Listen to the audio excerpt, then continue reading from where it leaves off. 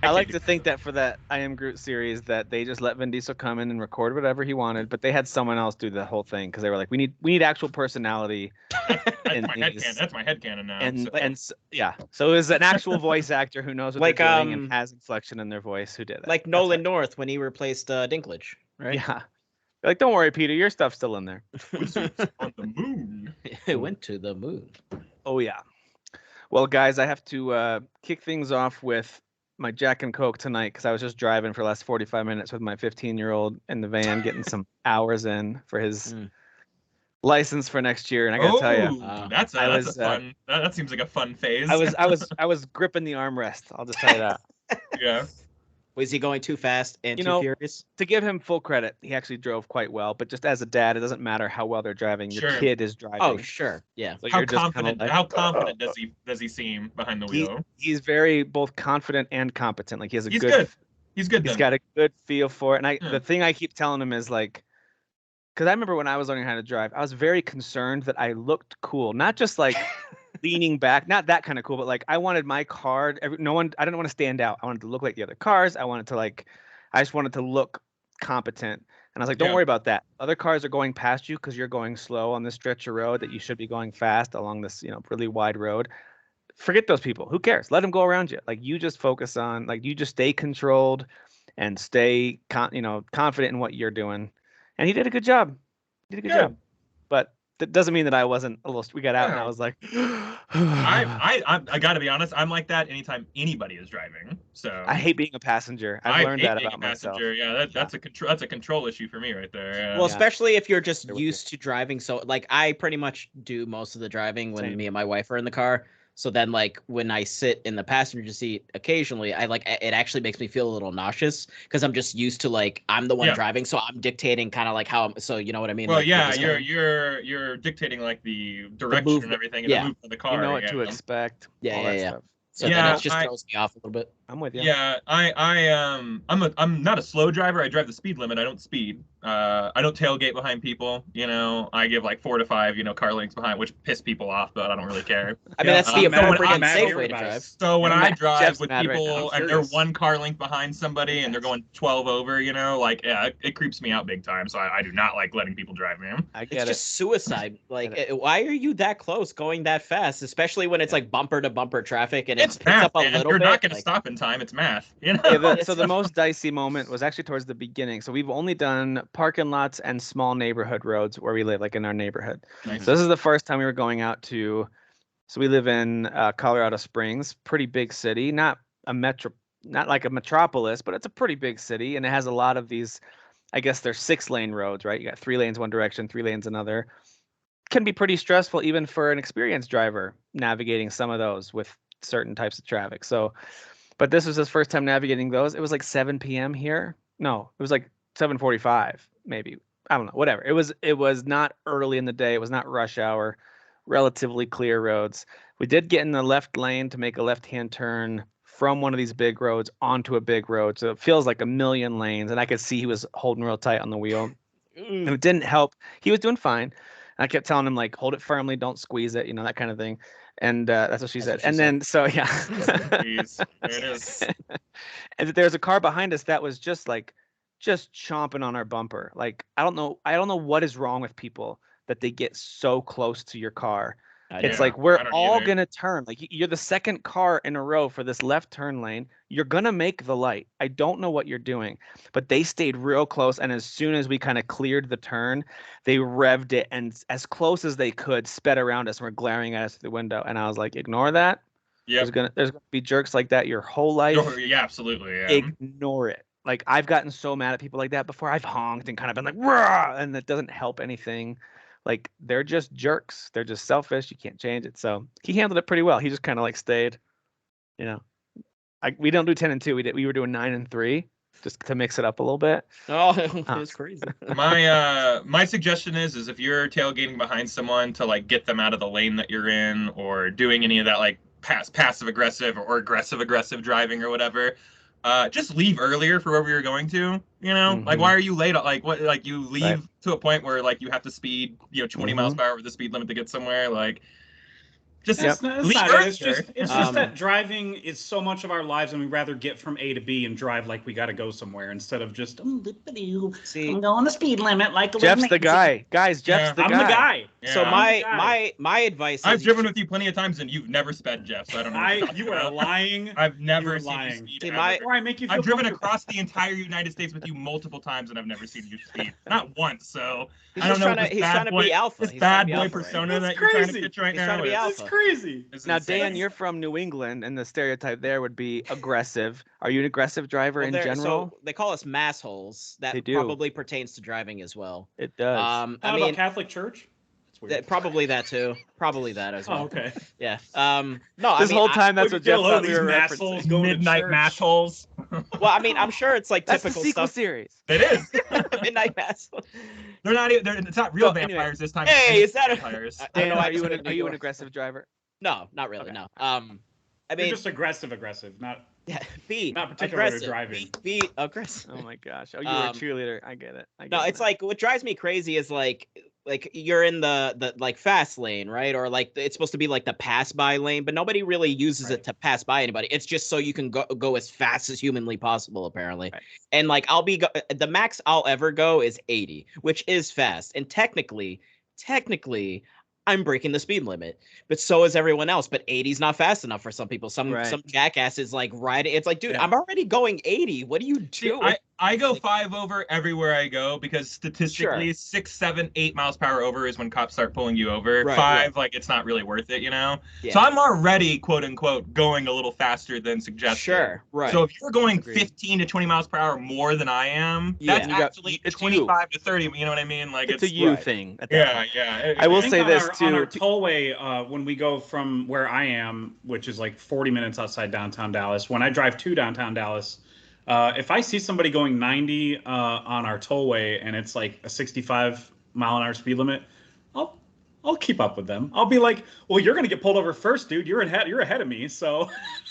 The speed That's- shielding, yeah, that's a tactic. Well, that's yeah. the logic. Now let But me that's say, not always how it works. Cops will sometimes pull over the person that's That's closest true. to them. or maybe They'll sometimes just- there's 2 cops yeah. and they'll pull you Yeah. both over. I will also say that if you are driving slow in the passing or speed lane, you're an asshole. So you Yeah, know, like for there's a give and a Especially take. on- here, you know what I mean? Like, But- especially on the trips that Kyle and I have gone on. That's like, on across highways. the country. And people who treat like multi-lane, like residential roads with stoplights, they treat those like highways. They get mad if you're in the left lane. Oh, It's like, sure. I have to turn left, you idiot. Like No, It's that not doesn't a count. highway. I'm talking about actual like speed. actual yeah, highway. highways. Yeah, with yeah. exits, 100%. Yeah. Like if you're all the basically- way in the left lane going the speed limit or 5 under or even 5, like that's a 10 and over, lane. So Yeah, get out of there, man. Move Just Basically, get out of there, everything yeah. that we're saying right now, if you listen to the show and you're the asshole that we're describing, you're an asshole. So Yeah. that's Congrats. and we, what you we are. and we described what a you couple are. different types of assholes here. Yes, a various There's a kinds. variety of. There's them. a no, some, you'll- some of them might even be of represented assholes. here. I don't know. Yeah, you'll hear us talk definitely one about of them. video games, shows, movies, whatever else, and we have strong opinions, and we are those jerks, just not in the driving world. Just just about other Tim, stuff. my advice would have been to follow that asshole all the way to their house. Just really just stay right behind them as close as possible, Yeah. all the way until they got home. Park outside of their house for Give 'em one of these. days. No, Give 'em for one of these to days. stick it Just out. stay outside of that too, but stay outside of their And then house for stay days. out there, yeah. Sure, Yeah, sure. and just wait and then follow them to work. Just That's keep. I will that's a say it's- commitment to it's- the bit right there. It's turning into some good like parenting moments too, of like just be patient. Like other people are gonna be jerks. Let them go past you. Ignore them. Don't hold on to that. Like let that go because it's on them. Like they're the ones who have problems, not you. Mhm. Don't let their problems become your problems. Like lots of like fatherly That's teaching just moments general and good advice. Yeah. Yeah. So I don't know if y'all have gotten a General good speeding ticket advice. lately, but yeah, that was a good How I Met Your Mother thing. I don't know if y'all have gotten a ticket lately, but like they're minute. expensive. it's been a minute. For You me. know, like Yeah. it's been a minute for me too, but like Yeah, me too. they're My w- they punch the bank account. You're not My going worst- in and coming out at $100. My It's a worst couple- one. yeah. My very worst one was I was driving. Friends of ours. Actually, I don't think I got I one. think I was like, I don't think we had any kids yet. It was just my wife and I was newly married, and I was volunteering with a family in our church that I knew to drive their kiddo from football practice to his, ironically enough, his driver's school, and I got a ticket while driving him to it. Oh, that's fun. So I think he was like 15 or so. So of course he didn't let me hear the end of it, but I remember driving him, Guys, I got pulled over in a school zone as kids were leaving school that day. Oh, yeah. There was some event. They really event know you was for that one. So they I got pulled me. over. I literally got to my house when I was living with my parents. I parked in front of it, and a cop came up right behind me. I was literally home. I was like, base, I'm home. You can't touch me. Like, I'm safe. I'm safe. My favorite. Like John Wick. Like John Wick when he gets to the Continental. I don't want people to think I was putting kids in danger. I was going 35 in a 35. You were. But it was a 25 on school days when children are present. And it was one of those things. It was some kind of like after school event. So school was over. The lights weren't flashing like they do after school, but there were still kids there. So I should have slowed down. I didn't. I just kind of thought it was a busy time. I didn't think it was school in session. So it was tricky. It was tricky, but it was still my fault. I think I paid like 500 and something for that. That's because it was because of the schools, construction zone, school zone. They got me pretty good for that one. And the judge, I had to go to court for that one because I was in a school zone. So I had like mandatory appearance in court.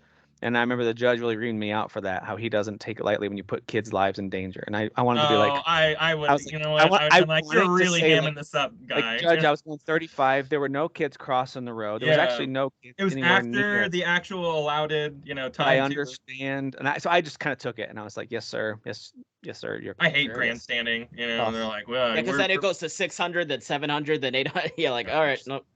That's some grandstanding that judge was doing. That's exactly what it was. I haven't been lucky enough to go to court yet, but the last time I got a ticket was when I was on the way back from Colorado from visiting Kyle. So it's Kyle's fault I got a ticket last time. It is Kyle's fault. Probably shouldn't have been speeding, I guess. Yeah, that's probably what it was. I don't know, maybe. But no, he gave me the Kyle ticket. has a mom moment there. That was like, a mom moment. What? It was in Texas by that point. It was like at the border, a little bit after the border. Yeah. And I can't even remember the cost of the ticket because I just did the defensive driving and ate that fee instead because it's. I fight every ticket because they'll always reduce it. Usually, I say always, but they usually reduce it. I just go in there and I'll be like, you know what, I haven't had a ticket in a while, which is usually true, and he's sorry about this is a little, and I'm always lying because I make pretty good money. I'm like, this is a little outside of my like capabilities of paying, but I know I have to pay something, and they usually work with you and reduce and stuff like that. So it's always slick. It's always worth it, and there's always a possibility that the cop forgets to like file your ticket, and the whole thing gets thrown out, which has happened to me one time. So. Well, we have a lot of judges who watch this show, so you are screwed now. Man. Yeah. I also don't go to jury duty, so you can get me for that too. Okay. I've gotten jury summoned several times, but I always am within the cutoff group. They'll like call you with this automated message if you're within this number to this number. Yeah. We need you to come there, and I've always been in the group that got cut off. Yeah, and so I've never gone or planned to go, and I was always ended up in those groups. Yeah. So I'm not a felon yet. Although I want to be in the Johnny Depp Amber Heard type of case. Like I want to be there. I'll miss work and get paid for totally. I want to see all that. Totally do that. I want to see her say, I changed my locks. I don't want to see that. I want to see the whole part thing of the legal system at all. I want to stay as far away as possible from it. That's fair. That's fair. Before we continue at all, I have an announcement to make. Oh God, is he gonna fart? Oh, okay. It's kind of close to I've attained affiliate on my Twitch channel. Hey, nice. That's awesome. Yeah. All right, now Dan, when you put stuff on our YouTube channel, that's like a Let's Play of stuff. Is that something you've already streamed on Twitch as well? Are you doing both? No, no. So that I was playing and recording off of my PS5, and then I basically just like pieced the two files together. Got it. But that could potentially happen in the future. On my Twitch, I'm gonna basically eventually have more of like a cleaner setup too.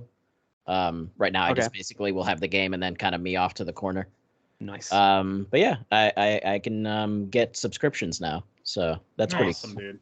Everyone who's watching or listening, go check that out. So he does them consistently. Dapper Chocobo on Twitch. Dapper_Chocobo. Dapper_Chocobo on Twitch. I just want to point out, ironically, the two most sarcastic pain in the asses of this group here have followed me, but the other two haven't. What's up with that, huh? I don't have Twitch, dude. What do you want me to? I'm gonna make a Twitch account for this? Yeah, as a matter of fact, I do. I don't use the Twitch. I don't use the TikTok. If it wasn't made before I turned 30, I don't want it. That's what I've decided. Yeah. Next, you're gonna have me following you on whatever Trump. I just now made up. Right, well, that's going too far. I just now made up that rule, and I realized it might not work. So that's all right. I don't even do Instagram. Get with the times, you know what I bro. mean? I don't. I would do it's not- Instagram for you, I don't Kyle. do Twitter. I would do it I for don't do- you. And I really yeah. appreciate that. You're a better man than me. Kyle, we're like the same person That's when it true. comes to this stuff. Like I don't do the Instagrams. I mean, If it's not on Facebook, I don't do it. I'm sorry. You know, and I know Facebook's not even like the most popular You just thing don't these days, put it so- on Instagram. I don't like. No, I've come to not having done way more with my music now, more than ever. I've come to not like Facebook and Twitter, and I only talk to people on Instagram now. Yeah. I don't know what that sure. is, and I barely either. post on Instagram. It's mainly just stories that disappear after 24 hours. from Guys, me. you know who else is on Instagram is Garth Brooks, and he posts neat stuff, slick stuff. Where are the bodies gone? Where are they? Where are the bodies?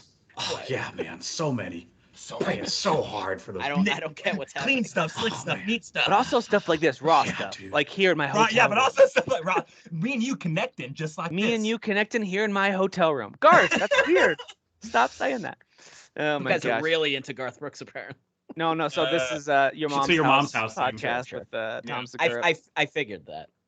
Oh my! And I don't even regularly listen to full episodes of that show, but I pick and choose. I but get into a full loop of their YouTube clips, which sometimes are like. clips are the 30 way to minutes digest their long, like- material because like their podcasts are so 2.5 hours long, you know, and then like the nuggets are only So are 3 to ours. 4 long. So, So are ours, yeah. yeah, but ours is wall to wall nuggets, so that's Boom, jumping nuggets or whatever that thing was called. That Dan was talking Jumping about. nuggets. I yeah. watched that before you shared it. Can you and- believe that shit? Like, That's a real thing. Five platinum, easy platinums that you can get in like 30 seconds, you know, and they're basically games you just buy so you can get a platinum. It's And I just that- remember this being a thing when the PS4 first came out. Sure. And I don't know why he's just. Well, there was that revisiting it Mayo now. game. There was Yeah, that the Mayo game. That's I think that's the first which he one. brought up. Yeah, You know what yeah. it sounds like? It sounds like the McDonald's game that was never made. You know how Burger King had a game and Doritos had a game and KFC. Jumpin' Nuggets sound KFC, Mountain 7 Up had a game like Spot, you know. So I feel like Jumpin' Nuggets was the McDonald's game that was never made. That needs to be made. Let's be honest. It's very sneaky adjacent for sure. you very know? Sneak King, yeah, absolutely. All right, which I heard has a great soundtrack. I have no idea if it does or not, but we're gonna talk about video Is that game your segue? soundtracks. Okay, there That it was is. the segue. We're going to talk about some games we're playing. A couple of interesting new games came out this week. Not like your major headline will be on the poster at GameStop type games, but still some really fun, kind of smaller, mid-tier type of games, which we'll talk about. Mid. Yeah. But before we get to that, I want us to rank our favorite video game soundtracks. Now, before you think this is going to be another one of those things where we create a list and we have to narrow it down, nope. This is just a segment that we did a while back. We've done it a few times. We just call it Rank This. You get to rank it. And by you, I mean Dan, Kyle, Jeff, and myself. We each have our own list of our favorites. And instead of us each listing our full list separately, we're going to go number 5, and then we'll each do number 5. We'll do number 4, and each do number 4. And then that way, maybe if one that's on your list gets discussed a lot, you just can say, hey, that was my number 3. So you don't have to talk about it as much once we're going to do a lot of gushing here, fellas, is what's going to happen. A lot of gushing over some video game music. And no debating over what's better, what's worse. So I might throw some jabs, but they're Oh yeah, I definitely will. I'll be like, oh, you Well, don't we like know- music? That's cool. We know Oh, Jeff. cool. Yeah, you like bad Jeff's music. Great. Jeff's the driver who pisses everybody off every day as he drives around. We've learned that today. So. Jeff's the one that I Well, want to he's sit outside blaring his house and music that we stare don't. at. He's blaring video game Blaring music. my own music too. Yeah, exactly. Yes. It's just windows rolled blaring down. his music. Me just singing along to me. Yeah, that's me. Like All bad right. eye contact, singing stuff from So- Persona 5 or whatever. Just you play. I don't- locking eyes at the stoplight. All right, so we're gonna start with number 5. So here's our 5 favorite video game soundtracks. Now the idea here was not necessarily our favorite individual track. Like for example, you might have a track off a game that one track does it for you. Maybe that makes the overall soundtrack your favorite. That's fine.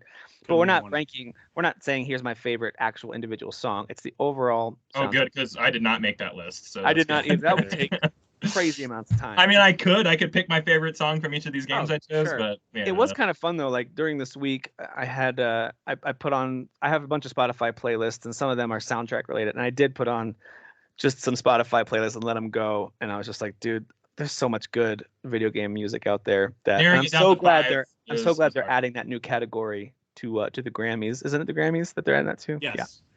So I glad was because surprised that Spotify had they have piano renditions of stuff that people just upload from like YouTube. Like Spotify has like everything. It's pretty crazy. And I'm probably gonna video game music. I'm gonna butcher this guy's name. I want to say it's Sean Stefalansky. I can't remember his exact name, but he has a lot of like RPG music, a lot of Square games. He's gone back into like he'll like do modern, sometimes piano or simple versions, but sometimes full on symphony versions of older RPG soundtracks. And I think it's Stefanski. I can't, something like that. That's why I really love the that Distant World concert that they do for Final Fantasy, because I mean there's just so much music to play off of that. And I mean Final Fantasy 1 through 6 is all 8 to 16 bit tune, and then like 7, 8, and 9 weren't quite orchestral yet. So like weird in between. Yeah, so transforming it into like a full orchestra is just, it's beautiful, man. It's a really good way to unlock a lot of core memories too. Like you hear a song that was never orchestrated suddenly orchestrated, and all of a sudden it activates you as the Manchurian candidate. Yeah, exactly. Manchurian candidate style at 7 or 8 years. You know, you like 7 or 8 years old, and you're like, I remember playing this. Yeah. And I just grab that Buster Sword. I start walking around. You start walking around the house like, I heard the song, honey. So yeah, and I also recommend the London Philharmonic Orchestra. They have a ridiculous amount of music on Spotify. It can take days to scroll through all their albums that they've put out because there's just so much content. But they do have a few albums that are video game centric, which I highly recommend checking those out. All right, so let's get into this. Let's start with number 5. I'll go first to kick things off with my number 5 favorite video game soundtrack. And by the way, when we're done, if you've got some that didn't quite make the list that you just want to thank you. I do. I have about I have like 100. Is that okay? Do we have time for that? Yeah, we have time for that. That's fine. Okay.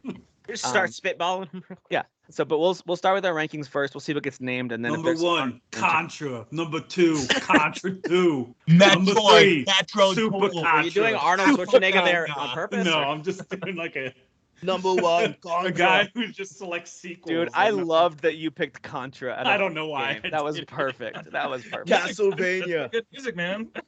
All right, so my number 5 favorite video game soundtrack, as of right now, maybe tomorrow it would change, but as of right now, ranking these was Ori and the Blind Forest.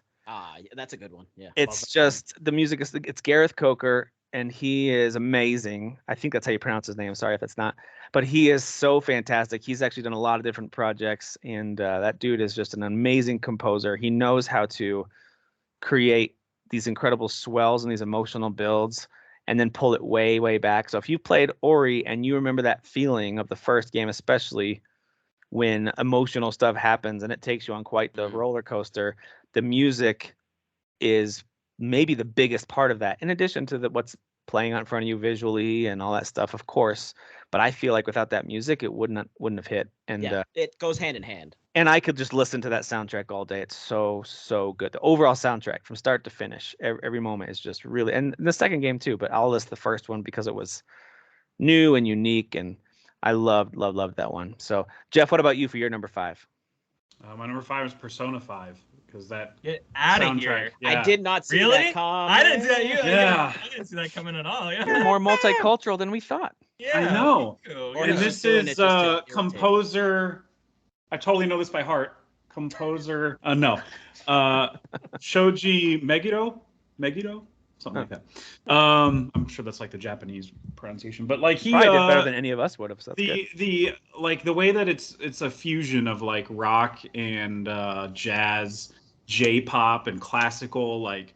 Mm-hmm. And obviously how dynamic, I mean, I think all of the ones I've selected are like, well, except for the curated ones, all of them are mostly like dynamic scores, meaning when the action picks up, the score changes completely, and it's gradual. Yeah. It's not like sudden, like boom, or whatever. Like they make it more like cinematic nowadays. And Persona 5 is just such a great blend of so many genres, like, and that's only the 5th one because that's the only one I played, so I had to just go with that one, to be honest. Good, just FYI. But I remember being particularly, other than the art style and just, I mean, just the general everything that's going on in that game, it's so crazy. But I remember being completely floored when I booted up the game the first time by the music, like entirely. I agree with that. So and it does match well with the red and black splash. It does. Yes. Yeah. And just that's the theme of the game. my number 3, so that's on my list as well. Yeah. Spoiler alert! Spoilers on Kyle's list. You said if it's on other people's stuff, just say it like I'm kidding. Now. Yeah. Fine. So yeah, I really like this soundtrack as well. It's one of my favorites of all time. These are all the stuff on my list are stuff I listen to weekly. I'll throw it on while I'm working or something like that. Easy to pick up at any time. There's a big range of music in this, like Jeff was saying, you know, like there'll be stuff with no singing at all. It's just orchestrated stuff or just jazzy stuff or guitar riffs and stuff like that. But then when like the choruses kick in or the singing and stuff like that, it's incredibly catchy. It's very memorable. It's very good. It's all in English, you know. It is still that got those J-pop vibes or whatever, but it also just kind of feels like pop, you know. So very, very, very good. I'm very surprised that you would. I can actually remember the fight music, like the battle music. It's good. Yeah, it's good really, really good. All right, Kyle, what is your number 5? I chose Red Dead Redemption 2 as my number 5. Honorable mention for me. Yeah, that was done close. by Woody Jackson, who has done like basically all of Rockstar's music. So Grand Theft Auto 5, Max Payne 3, LA Noire, Red Dead Redemption 1. This guy's a tenured composer over at Rockstar, and I would say all of those things I just mentioned. I'm surprised he didn't do Bully. He didn't know. All these games I mentioned all have wonderful soundtracks, especially Max Payne 3 and Grand Theft Auto 5. The original scores on Grand Theft Auto 5 are spectacular, I would even say. Oh, okay. Okay. Red Dead Redemption 2, I'm sure I think most of us have played it and beaten and everything like that. You guys remember the moments that music would kick in and they're like, oh, I'm gonna remember this scene forever. You know, like there's one part where like the actual country song kicks in while you're doing that long horse ride back to town or whatever. I'm Still Unbroken, I think it's called, or something like that, you know. Yeah. It is just electrifying, you know. There are really good orchestral scores at the end, as you know, certain characters are dying and stuff like that. I guess people are still playing this, not trying to spoil it. So, you know, I just think that song a lot of plays at the end as well, too, right? During the climax of the main story, it's playing. Absolutely, yeah. The end credit sequence is really good as well. You know, I'm talking about when you're talking about music in video games or movies and stuff like that. You're talking about music that amplifies what you're watching or consuming and everything like that. And I think this is just a prime example of like, yeah, those scenes would be cool even in silence, but then you add the layer of that music on top of it, and it just evolves it and raises it to such a spectacular level of cinematic. Or cinema, you know, like that. It's just unforgettable, and I would be remiss to not put Red Dead Redemption 2 on here because the amount of work that this guy did to not copy but pay homage to sounds of like the spaghetti western era and stuff like that of movies and film and stuff like that. He really went down the rabbit hole and learned a style of music that he was not familiar with, much like Hans Zimmer did with like Last Samurai. Like he had never done, you know, like Japanese style music before, and then like kind of just studied it for a little bit, and then pumped out one of the greatest like Japanese sounding scores of all time or whatever. I love the score of that movie. Yeah. It's one of my favorite. Great movie too. Actually, it was one of those scores where Kyle and I were driving somewhere, probably to a ghost hunt, and we were driving somewhere, and he put it on, and I was like, what is this? This is great. I don't think I recognize it because I haven't seen Last Samurai that much. And when he told me it was Last Samurai and that Hans Zimmer did it, and I couldn't remember that detail at all about the movie, I was like, well, I guess this is easily his most underrated score. Like, I guess I love this too. And you know, and I love Hans Zimmer, but like sometimes his stuff can sound kind of samey, you know, like he recycles a lot of like sounds and stuff like that. This is not part of that. Anyways, we're not talking about Last Samurai, we're talking about this. The comparison though is very similar because Mr. Woods or Woody Jackson here, he really had to study this sound and then produced one of the best versions of this sound ever created as a newbie to this style of music. That's you know, cool. So I just had to put it on here. So I love it. I'm sure he studied lots of Western films and stuff that he did. I mean, because it did mirror a lot of like cinematic music no, from he specifically was the biggest thing on the planet. Western cinema to capture this sound. So. For sure. Very spaghetti Western type soundtrack. It's awesome. All right, Dan, what do you got for number 5? So just obviously want to throw out there that pretty much all 5 of these would have been Final Fantasy games, but loser. I got around that by cheating, but I'm not going to give you my so. Well, a while back, Tim, Derek, and I did like a top, what was it, 10 or 20 games of all time or something, and it was like same thing. I was like, most of these would be Final Fantasy, but I'm just going to limit myself to one. So in this case, I limit myself to one. Number 5, I put as I guess depends on how you pronounce it, Grease or Gris. Gris? Oh man, Gris. I've always said Gris like the S is silent, but I don't know why. Well, Yeah, so yeah, I watched a couple of video reviews earlier today to be like, how the hell do you pronounce this? So Brandon Jones from Easy Ally said Grease, and then somebody else said Gris. So I was like, this didn't help me at all. It's Gris. Gris. Yeah, It's what Gris. Hey, Gris. That's Italian. I don't know. What are we doing, everybody?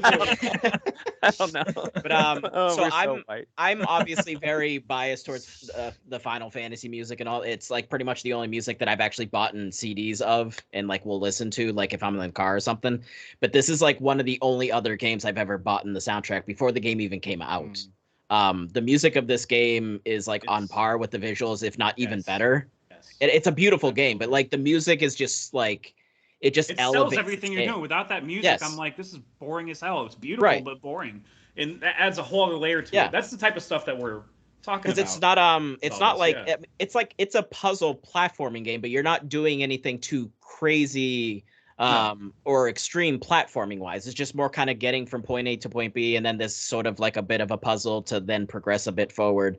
But it's just more of like the beauty and awe of everything visually, and then the music obviously is just accentuates that, and it just hits the right moment, like depending, like there's this chase scene somewhere, like I think in the middle or something, and I remember like that particular song, like I actually started to get like kind of like goosebumps. I was like, oh shit, like this is picking up like in a certain way that was just hitting me, like not like emotionally sad wise, it was just like really intense, and like just the sound of it was like amazing. And then like once I kind of had that like sigh of relief because I got away from the beast, I was like, damn, that song was wild. Like, and then again, I have the soundtrack on my phone, so like sometimes it'll just pop on if I do shuffle, and I'm like, yeah, this game. I kind of want to go back just to listen to this music while I'm playing the game.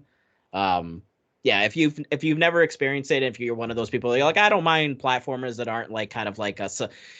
Actually, kind of the other video review that I was watching, it was IGN's, and I can kind of understand why people make fun of IGN sometimes. In the video review, he started out with like kind of describing like Gris is like beautiful, and he's like, but I mean, if you're gonna compare it to like Celeste, for example, it's not quite the same. It's like no.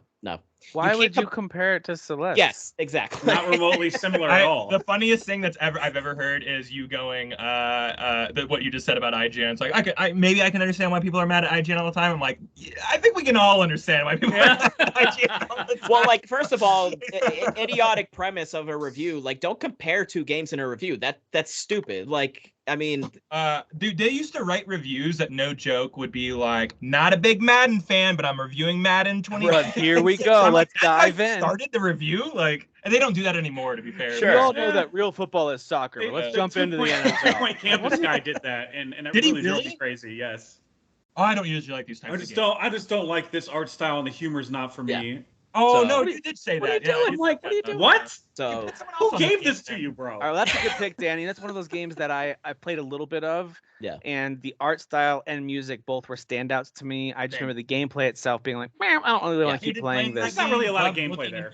I would listen. I would give the music a try, like looking it up one day and listen to a couple of tracks. You're like, damn, this is. But beautiful. It's moving art. I mean, it's literally art in the sense that you're not really doing a lot except looking at beautiful shit and hearing beautiful stuff. Like you're not really actually manipulating a whole lot in that game. Agreed.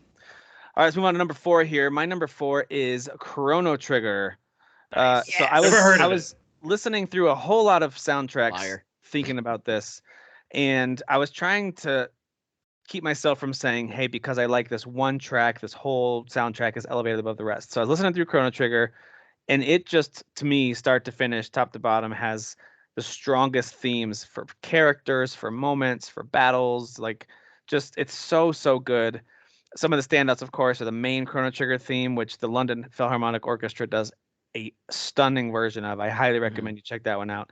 But also Frog's theme. So Frog's a main character in Chrono Trigger, and there's this theme he has when he finally gets the Masamune sword, and the music kicks in. It almost has like a frog sound to it while still sounding epic. I can't explain it. You have to go listen to Frog's theme, and it's almost like this this warbly synth sound, but it's just so good. And the actual melody that they put together for that is just, it just gets you going, man. It just kind of gives you chills, and it's like, dude, what a moment in the game, and the music matches it perfectly.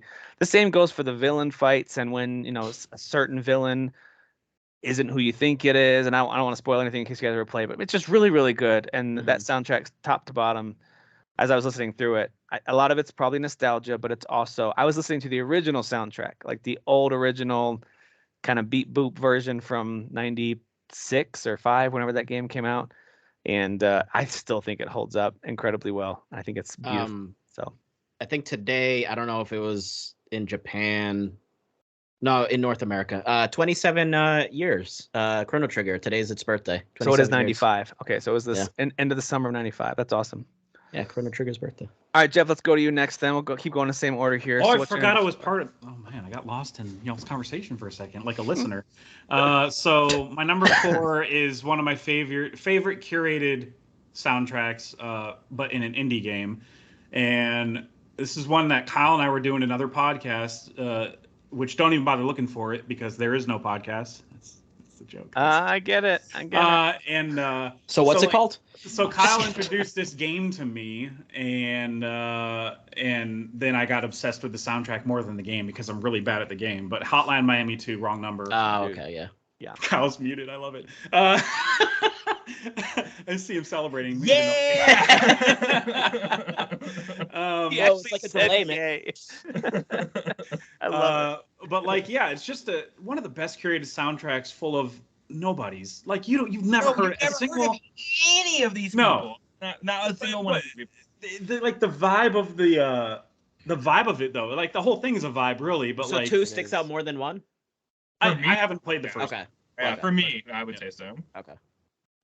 Yeah, I just love that it accentuates like the vibe of like the neon colors and stuff, even though it is like it's an 8-bit game or whatever. But like it somehow fits with the brutality of the game too. It does. And the impossibleness of there's moments of mystery in that game, and they'll play like kind of an inquisitive song, you know, like it's got a really, I mean, I think there's like 45 or 50 songs on that soundtrack, if I'm not mistaken. There are. Because they're like 3 to 4 minutes long, you know, they're not very long songs. Okay, it's been a minute. Wasn't the first game more of a score, and the second game is more of a compilation of songs? It's a compilation of songs, yeah. I might be wrong. Yeah. Maybe the first game was a compilation. The thing is that like even though the second game is a compilation of songs, they all still sound like they're from the same factory. You know what that's I mean? What makes it so brilliantly curated. Like how it's wonderful. That job as a music supervisor, that's what they do. I can't imagine having to put together so much random crap that even that person has probably never heard of before. And how do you find that stuff? Yeah, exactly. I mean? How do you find? You'd have to really be diving into just phoning in some favors with some friends who or maybe they have a band and half the songs are from the same band that they are a part of. It's just crazy. I love all what feels like math that went into putting that soundtrack together. It's such a killer soundtrack, dude. It makes me want to punch things when it comes to like which is what you do in the game, or hit things with baseball bats as you run. Yeah, there's a lot of like when like songs start playing, and I'm sorry to be like corny or whatever. I like to do a lot of this, like just nasty, like in real life. In real life, in real life. Set the game down as. And all of his roommates are like, "What are you doing?" You're like, just like a little groove out for. Let me finish. I gotta finish. All right, Kyle, what's your number 4? It's my turn. I'm totally prepared for this. I know exactly what I'm talking about, and I'm definitely going to pull it up now. Here it is. So, Dan, I'm gonna clue you in on my little cheat here. Here we go. The Elder Scrolls series. Oh, you son of a bee! I was more specific. No, if you want me to be specific, I can be. But why? There was no rules. I was. So there were no rules. It's true. Yeah, so I'm talking about the series as a whole because you're talking about the same composer, same vibe, same everything. Yeah. Jeremy Soule, he's done a lot of video games. I'm just going to name off a couple here. This guy's like one of the most prolific video game OST guys of all time. You know, he's done stuff like... what's his name again? Jeremy what? Soule, S-U-L-E. Okay. S-O-U-L-E, excuse me. Okay. So, he's done stuff like all the Harry Potter games, SOCOM, U.S. Navy SEALs, Neverwinter Nights. He's been around for a long time. Guild Wars, Warhammer 40K, Dawn of War. Holy crap. Dead Rising 3, Guild Wars 2, World of Warcraft, Mist of Pandaria. All those MMOs have to have hours of music. Oh, yeah. Yep, absolutely. Yeah. Metal Gear Solid Peace Walker he did. Snap. This guy's a prolific, composer. Star Wars Bounty Hunter, if y'all remember that one from back in the day. I do remember that game. Yeah, it's super good. Yeah, so he's the best, man. And you want to talk about atmospheric and just varied. You're talking about another soundtrack that's like 2 or 3. You know, let's just pick Skyrim. All right, let's just try and narrow it down. Let's just say Skyrim. That's like 2 or 3 discs.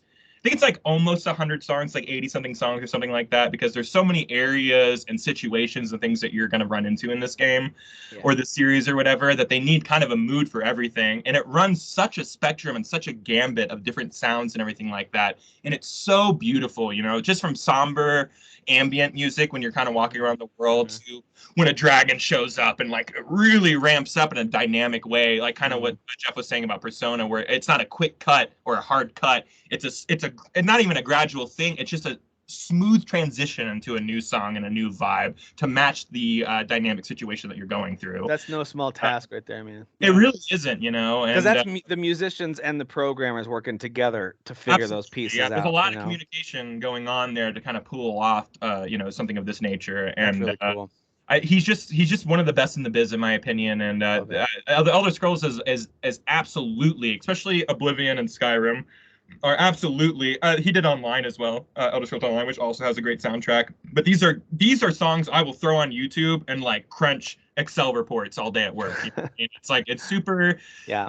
It's super moody. It's super great. If I made you pick one Elder Scrolls game, would you go with Skyrim being the most recent? Skyrim, but I would say Oblivion's got some real bangers, man. Like Oblivion's got some really amazing songs. But I think Skyrim is maybe the ones I'm a little more familiar with, because I've beaten Skyrim like 10 times at this point, and I've beaten Oblivion once. That's fair. That's fair. Yeah.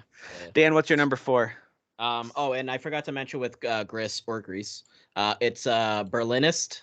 That's the composer for that. Okay. So which is just a guy from it sounds like a group, but it says is a composer and sound designer based in Barcelona. Barcelona. So these middle 3 honestly like kind of swap around, but what I have in the 4th spot matches up with you, Tim. Chrono Cross. So I went the other way. Yeah. Chrono Cross, which I did just replay the remaster recently. Yeah, just so much nostalgia attached to that for me, because like the PlayStation 1 was really like kind of where I like got a lot of exposure to JRPGs, like starting with, you know, obviously the Final Fantasy series. So I have a lot of connection to JRPGs and their soundtracks from the PS1 era. So Chrono Cross for me is the one that sticks out more.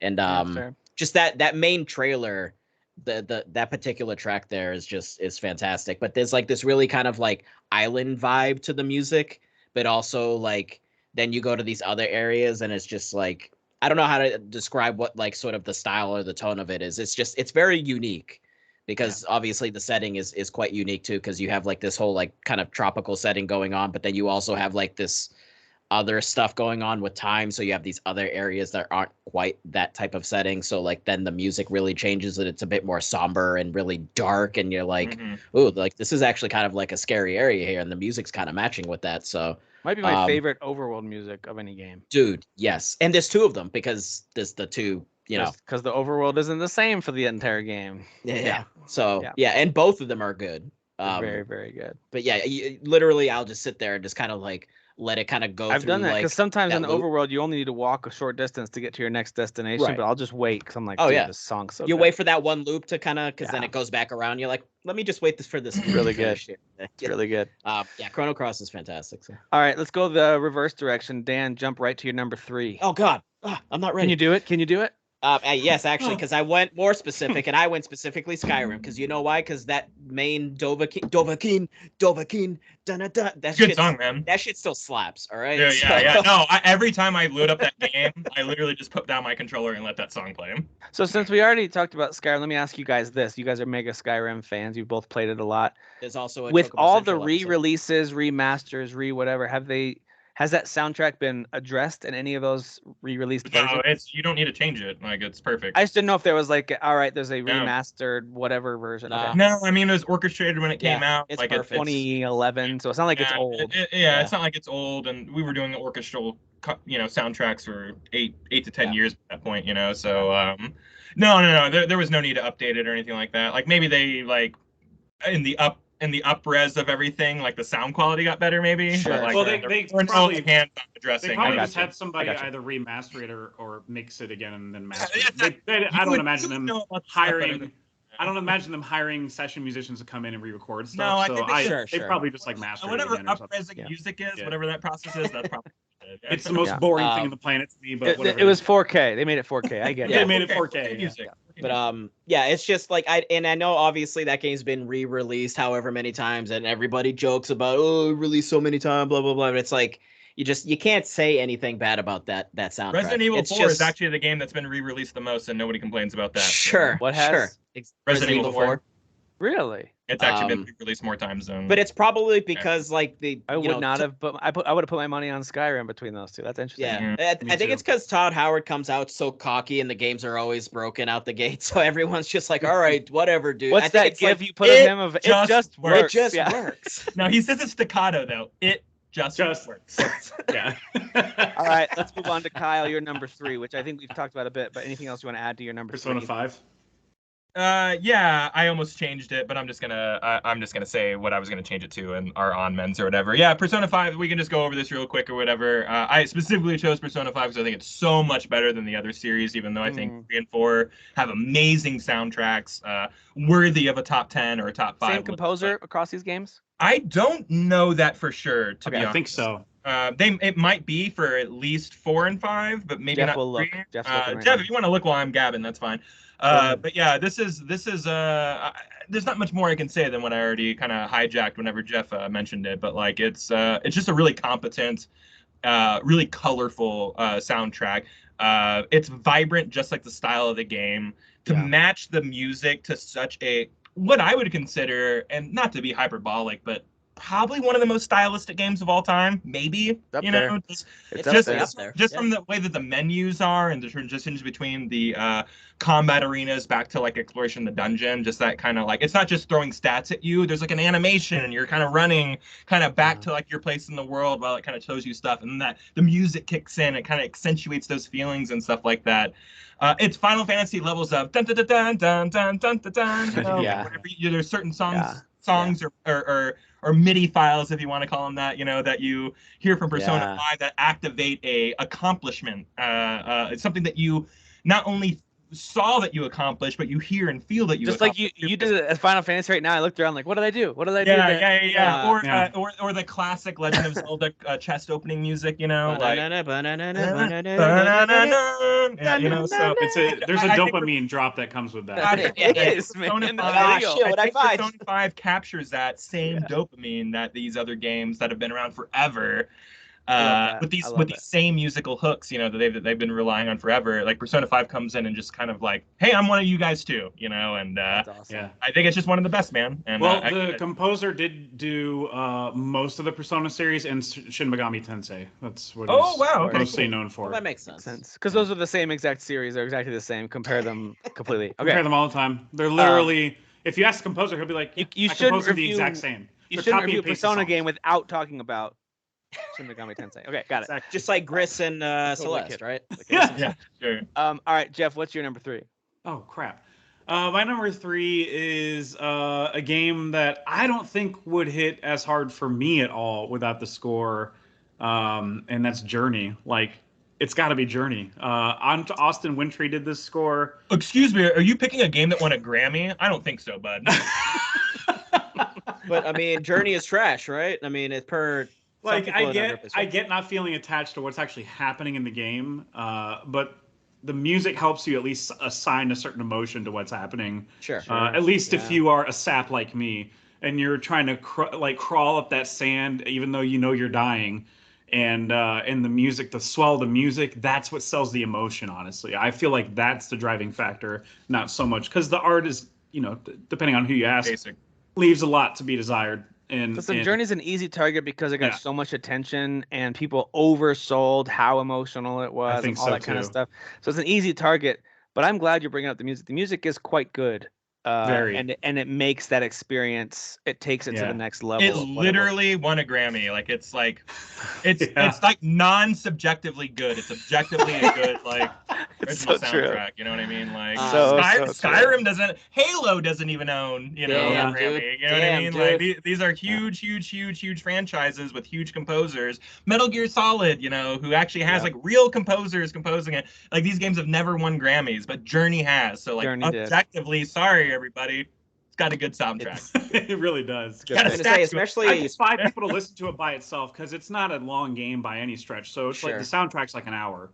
I would defy anybody to listen to that and go that's bad by itself. Because it's just not. The last track, Dan? No, I was just saying that last track of that snowy, that especially at the end is there's a big swell there. I don't know if they use the same composer for Abzu, but Abzu does very similar vibe. He specifically keeps working with the same people that participated. I think Abzu's another. So he did Abzu and he did the Pathless with the same people. He did Pathless too. Pathless was so fun. Yeah. And good music too. All right. And it's the same team from Journey. Like they just split off the different. They went solo. My number 3 is The Witcher 3 Wild Hunt. Ooh, I listened to the soundtrack the same way Kyle describes putting on soundtracks in the background while he's working, and this is an on for me, man. So The Witcher 3 is a soundtrack that I have on all the time. I just think it's not only is it just really high quality, like the overall quality of the mixing and mastering is undeniable. It's amazingly well produced. But also just the writing itself, like as you go from song to song, it's another one of those open world games where they had to, programmers and musicians, work together to seamlessly tie things together. Now you're in combat, you're talking to someone, now you're in a city, now you're on a boat. So you notice it more in some games, but in Witcher 3, it's just a seamless, gorgeous experience. It's really, really good. And so that music, even across the 2 expansions, which got their own separate soundtracks, they're all on Spotify as separate soundtracks. And those expansions, they truly spared no expense. They did not. They expand on the existing soundtrack, but they're unique. Like if you go listen to them, especially if you've got a good musician's ear for a lot of this stuff, if you listen to a lot of soundtracks, you'll hear these are different experiences for the game as well as the music. It's probably entirely original. It's like all new. So the coolest thing for Witcher 3 about me is that you spend so much time in Novigrad for the longest time, and you kind of get used to that song, if you will, the field music, but the way that it transitions into the combat as well, or whatever. And then you go to Skellige, and there's that whole different song. That moment was big. So good. Like that song is so outstanding. And it's so interesting to spend so much time getting used to this is kind of what I would consider the theme of the game. You know what I mean? With the Novigrad field music. And then when you go to Skellige, and they're like, nah, man, you're going to spend twice as much time here. And this is the new theme, baby. It's really good. I love that game a lot. I will admit this is an omission from forgetfulness for me. And I have to just throw it into my on-bins now. I can't think of it. This might be something that I would have tried to fit into my top 5 because I totally agree with you, Tim. I think it's Jeremy Soul's Skyrim levels of that dynamic music and the way that it accentuates its storytelling from what you're doing moment to moment. So well said. That's exactly it. And the guy's name is Martin something Scandinavian I can't pronounce. So it's amazing. Well, that makes sense. I don't know how to say his last name. Krasinski. I don't know. It's one of those types of Scandinavian names. Yes, now. I want to say it's Martin something, but it's just beautiful, so well done. See if Jeff can confirm. Oh no, that's not. That's a Polish name. Nope. No. I'm out. Nope. Can you say it? Can you say it? Beards and beards and wits. Yeah. There's a lot of Y's in there. Isn't it? Did I get Martin right though? Is it Martin? Marson. It's spelled like Marson, with Marson. Okay, I was close. But I bet it's in Poland. It's like Martin or something What is even that L with a line through it, or it's a T with a sideways cross? It's pronounced like this. So good luck. Good luck with that one. Yeah. All right, let's jump to number 2. My number 2 is I had to pick one out of this whole series. I like Kyle's approach where you pick a series, but I also kind of like the approach of picking one. So I love all of the music from The Legend of Zelda. I love the main Legend of Zelda theme. So if you want to say I put Legend of Zelda theme here, that's where that goes. But if I had to pick one soundtrack out of all of them, I'm going to go with the Ocarina of Time. That's my favorite. That's my favorite. A lot of people's favorites. The N64 version. That game was music focused. You know what I mean? It's very music focused. Obviously, you had an instrument that you played. Yeah, that's where the power in that game is with the music. So that's exactly it. But everything from the little forest, I'm blanking on it. The Kokiri Village. Kokiri Village, yep. Kokoriki, yeah. It's so cute and adorable and endearing right out of the gate. And then I still remember the feeling when you get to bouncing up and down. when you get to open Hyrule Field, and it's just the music becomes very epic, and you also can see. I'm about to head off on this. Once you meet that owl and you accidentally hit, I didn't hear you. Can you say all that stuff again? 3 times in a row. Like, damn it! That music. You're so mad, and then you hear that music, and you're like, and then you hear it. But then you get to whether it's a boss fight or whether it's a cave or the lava caverns or the water temple. But then you get to Gerudo Village, and the music takes this sudden turn where it's like, dude, that's the best. That might be one of my favorite themes in all of video games ever. It's so good. Yeah. It's so good. Jolly. It's so uplifting, and you finally get to the final boss fight against Ganon, and that music is just appropriately epic and in your face as it should be. And that I think that soundtrack is just nearly perfect. And so I absolutely love it. Hardcore on for me for sure. Yeah, so that is my second favorite. Jeff, what would be your number 2? We're kind of doing a snake draft here at the end. Oh, sure, I understand, and I respect that. I always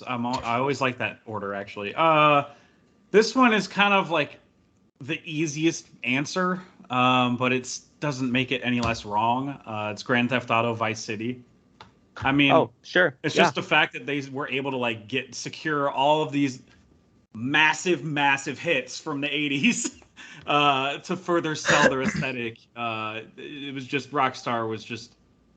I mean, obviously they're still drowning in cash, but they were wiping their ass with it and then handing it to people. Okay, so this soundtrack is so important to people that whenever the new re-release of this game came out and a lot of the songs were missing, it wasn't even a lot, it was a few. That was a major contention to people. That's how important the soundtrack is. You're like, wait a minute, I can't listen to Michael Jackson while I kill people. I don't want to play it then. I literally saw people make that stance. You know? People are like, well, it plays the same. I don't care. Yeah, I don't care, man. If Flock of Seagulls is not on there, I'm out. You know, it's people were that attached. That to was in the trailer, wasn't it? Wasn't Iran in the trailer? Yeah, and I ran so far away. Yeah, that's the main theme of the trailer. Yeah, it just sold everything. I was like, oh, they're gonna have songs like this that were number 1 hits, one-hit wonders. It's some one bands of the greatest, famous, the Police and stuff. If I want to listen to 80s music and I'm I don't want to listen to specifically, I just want to listen to a compilation of people, I'll always throw on just the Vice City soundtrack. Don't go to some playlist that's some best of the 80s. No. Don't go to some Rockstar already did this 20 years ago. They already collected all the best 80s music. And there are plenty of historians that made their playlists on Spotify. Just trust them. Yeah, they did the homework. It's all in their playlist. It's right there, man. Just it's so good. Saves your library. Dude, that's a good pick. I like that one. Kyle, what's your number 2? My number 2, which I have a feeling we're going to circle back to here in a little bit, is Final Fantasy, the series, because I cheated and screw you. Son of a bitch. You son of a. No. If you wanted me to pick one, it'd be 10. So I'll do both. So I'll do both going forward. I'll tell you the series and I'll say, hey, this is my favorite.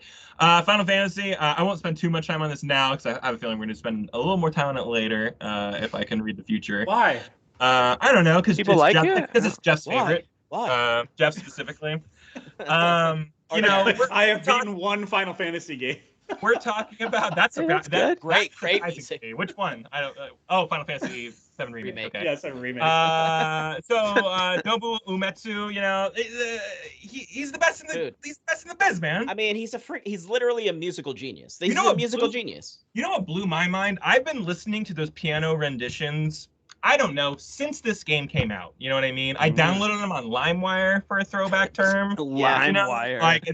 Kazaa? I always thought it was Kazaa. Yeah, absolutely. I always thought it was someone who just kind of did it on a piano and kind of threw it up there. I had no idea it was actually him who did that album. Right. Yeah. He's a keyboardist. He's as much of a composer. He's a keyboardist. So he creates, and that's the thing about these Final Fantasy games, sure, in the moment, if you're talking about newer ones, there are great orchestral themes. But if you go back to the older games, like we were talking about, Final Fantasy 7 is a good example, 10 is a good example, that weren't fully orchestrated, and then you listen to a fully orchestrated version of those songs, it you're having maybe for me and Dan, I can't speak for everybody, an almost religious experience listening to these songs, like where it's wow, like there's so much complexity to this now. It's not just again like bit tunes and stuff like that, and just kind of like computer sounds. Distinct, yeah, because it's like beeps and boops, to put it simply, you know. It's really elevates the music to a different level, and the thing is that there's so many different types of renditions for all these songs in Final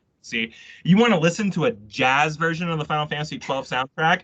It exists. You want to listen to a deconstructed version of the Final Fantasy 12 soundtrack where it sounds like BitTune stuff? Someone did that, you know? If you go on YouTube, you could go down a rabbit hole of so many different types of versions of this guy's music that it could be the only music that you listen to for the rest of your life, and like you would never be listening to the same stuff over and over again, you know? Well, that's the thing too. Smooth McGroove has done several versions of the Final Fantasy songs. Yeah. He's a really cool acapella okay. YouTube performer, dude. He's really, really good. But he's done a lot of these songs we're talking about. Like a lot of these games we've mentioned, he's done themes from them. I feel like Final Fantasy might have gotten the most, just because there's so many iconic themes across that series. Mario might be up there with it too, maybe a couple of Zelda ones, but like he's done a ton of those. So yeah, but I'm with you. Like there's so many versions of these tunes because they're so beloved. People are like, absolutely listening to it isn't enough. I need to create another version of this so I can enjoy it even deeper. Yeah, I don't know. Like the people listen to this music and it inspires them to create art. You know what I mean? Like it's powerful stuff, man. And just to kind of name off a few other things that he's done. Super Smash Brothers Brawl, the main theme, did that. Great main theme. Did he really? I didn't know that. Wow. Did. Yeah. Wow. Lost Odyssey did the whole soundtrack for that. You know, super good game. Blue Dragon, super good game. Fantasian.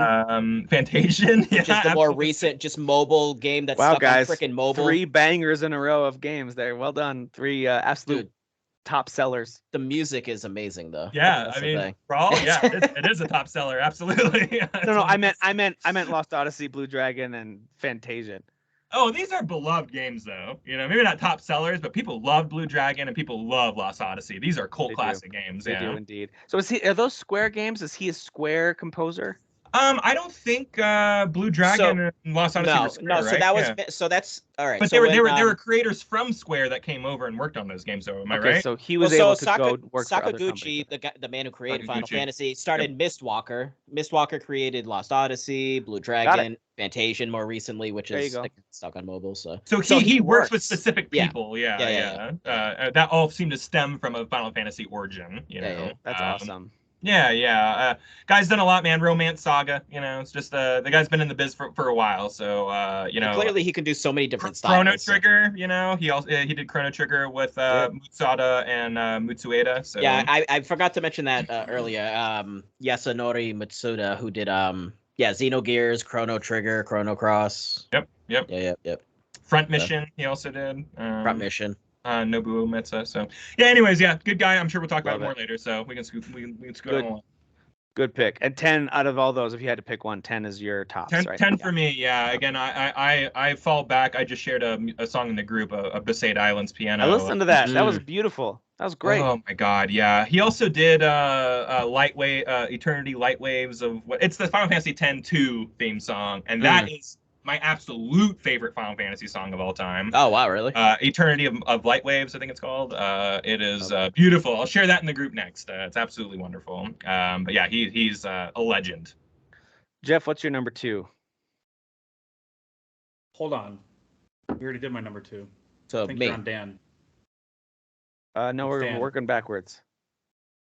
Dan hasn't given his number 2 yet. My number 2 is GTA Vice City. Yeah. Okay, my bad. Dan. Thanks, Dad. Sheesh. Dad's been I'm the one who drinking, had kids. an edible. What's going on here? Dad finished his Jack and Coke. It's starting to hit. All right. He's really stressed out from the knuckle gripping drive. He's like, white knuckles, white knuckling. So Kyle could honestly, Kyle could probably speak to it a bit more because I think he's even more intrinsically connected to this series. But my number 2, Kyle, is Metal Gear Solid. Oh, so you put him wrong. Okay, you put him in the wrong order. That's cool. That's cool. That's my number 1, but we'll get there. Yeah, but yeah, share your piece. I mean, talk about a soundtrack that makes a game which already visually just feels like just this epic action series, right? And the music just elevates that even more, and also has an iconic theme to it, you know. And just like little clips, you know, when Snake dies, Snake, Snake. Yeah, It's just absolutely. iconic, you know. Like Yeah. it's just there's obviously a lot of us grew up with playing So PS1, PS2. Can I ask you, because as you probably know, Metal Gear Solid 2, 3, and 4, it's a dual composer. So you have Harry Gregson Williams that does some of the music, and then I'm so sorry, I forgot. Oh my god, my blank on the Japanese guy's name. Kazuki Muraoka and Maki Kirioka. So they kind of handle like, I would call them the battle themes, you know what I mean? Like whenever you get spotted or something that's kind of their music. It leans a little more on synthy and stuff like that, you know. And then Harry Gregson Williams, obviously his mentor was Hans Zimmer, so he studied at the composer's school of Hans Zimmer. Hans Zimmer was his mentor for many years. Gotcha. Harry Gregson Williams, you would know from music from movies like The Rock. You know, with Sean Connery. That's got a good score. Yeah. When you go back and watch The Rock and close your eyes, you're hearing Metal Gear Solid music. Like it's literally the same style of music and stuff like that. I'm gonna need about 30 minutes to talk about this, so why don't you? We'll get to my stuff later. You know, the iconic in Snake Eater, the ladder scene. Right, just climbing for however many minutes, right? And so the Snake Eater theme kicking in, it just builds up and swells. Snake Eater. Where again, we're talking about a guy who he's like, I want to grab something that sounds James Bondy, and then created this like, I literally just be real ridiculous song, you know, like I think there's a line in the song that says, "Sometimes you're feasting on a tree frog," you know, like it's just bad lyrics, but like when it's happening, when it's transpiring, you're like, this is the most fitting thing in the entire world. But I'm pretty sure that was like a placeholder line that someone forgot to. I think so.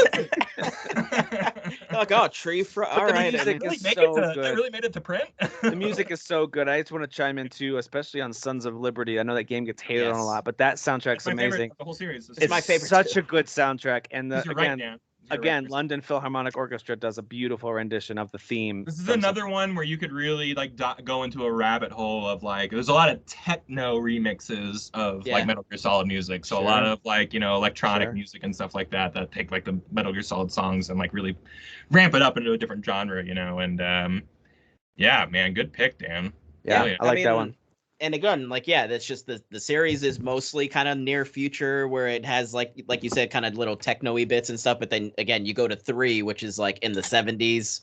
So, you know, they throw a James Bond sort of theme in there, and it's a bit there's more... so many like horns and percussions in the Metal Gear Solid theme, you know, soundtrack. Yeah, it's very good. And then you have these giant mechs that show up, so they kind of have their own little sort of like music that fits that, and it's really epic. So you know, and boss also battles I would say the boss battles, the Japanese side of the composers also create a lot of the ambient music, so a lot of the music is kind of transpiring when you're out, kind of like sneaking around and stuff like that too. Yep. Harry Gregson Williams he composed the like big moments when you're watching one of those like 4-hour-long cutscenes of Metal Gear Solid 4. That's all him, baby. You know, like that makes sense. That makes sense.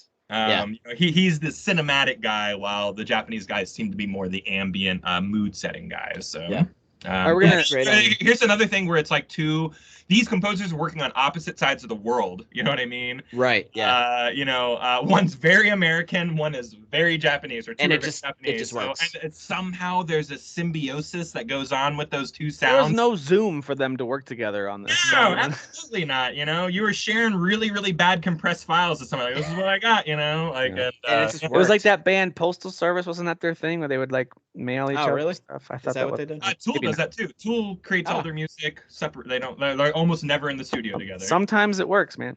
Yeah. All right. Well, we're gonna start our final round here of number ones with Jeff. Jeff, what's your number one pick? I know we're going out of order here at the end. All right, whatever. My number one is. Like, I'm not too high to know the order. Hold on a minute, dude. Hold on, dude. Hey, by the way, before you get into your number one, I got to tell you this, and I mean this like as utmost compliment, because I think you're a very funny person. You remind me of Louis C.K. sometimes with some of your mannerisms and the way you deliver your timing. Because I've been listening to some Louis C.K. interviews recently as he's kind of like coming back into the spotlight a little bit in some ways, and I'm just like, dude, Jeff reminds me of this guy, like just the way Minus you the deliver. Almost like I studied him. self-diddling. Almost like I watched him. No, that's not true. That's not true. Jeff's being modest. Just like he was playing bad boy earlier with his driving stuff. He's playing modest now. I knew Jeff in the 8th grade, and he's always been one of the funniest persons I've ever known. Yeah. Always. So forever. Jeff's very clever. I'm not remotely as funny. No. But you No, just no, you give me some strong Louis C.K. Just vibes. being so modest right now. Right now, when you went, I totally got a Louis C.K. vibe. But minus the self-diddling, though, right? Minus the self-diddling, or Yeah, he's a No comment. just on his like stage performance and his communication style. All right, Jeff, what's your number one game? My number one is by a somebody who's primarily known for composing in film and TV, but and he's got the unenviable task of having to score the Lord of the Rings TV show. I think I know who this is. Bear McCreary.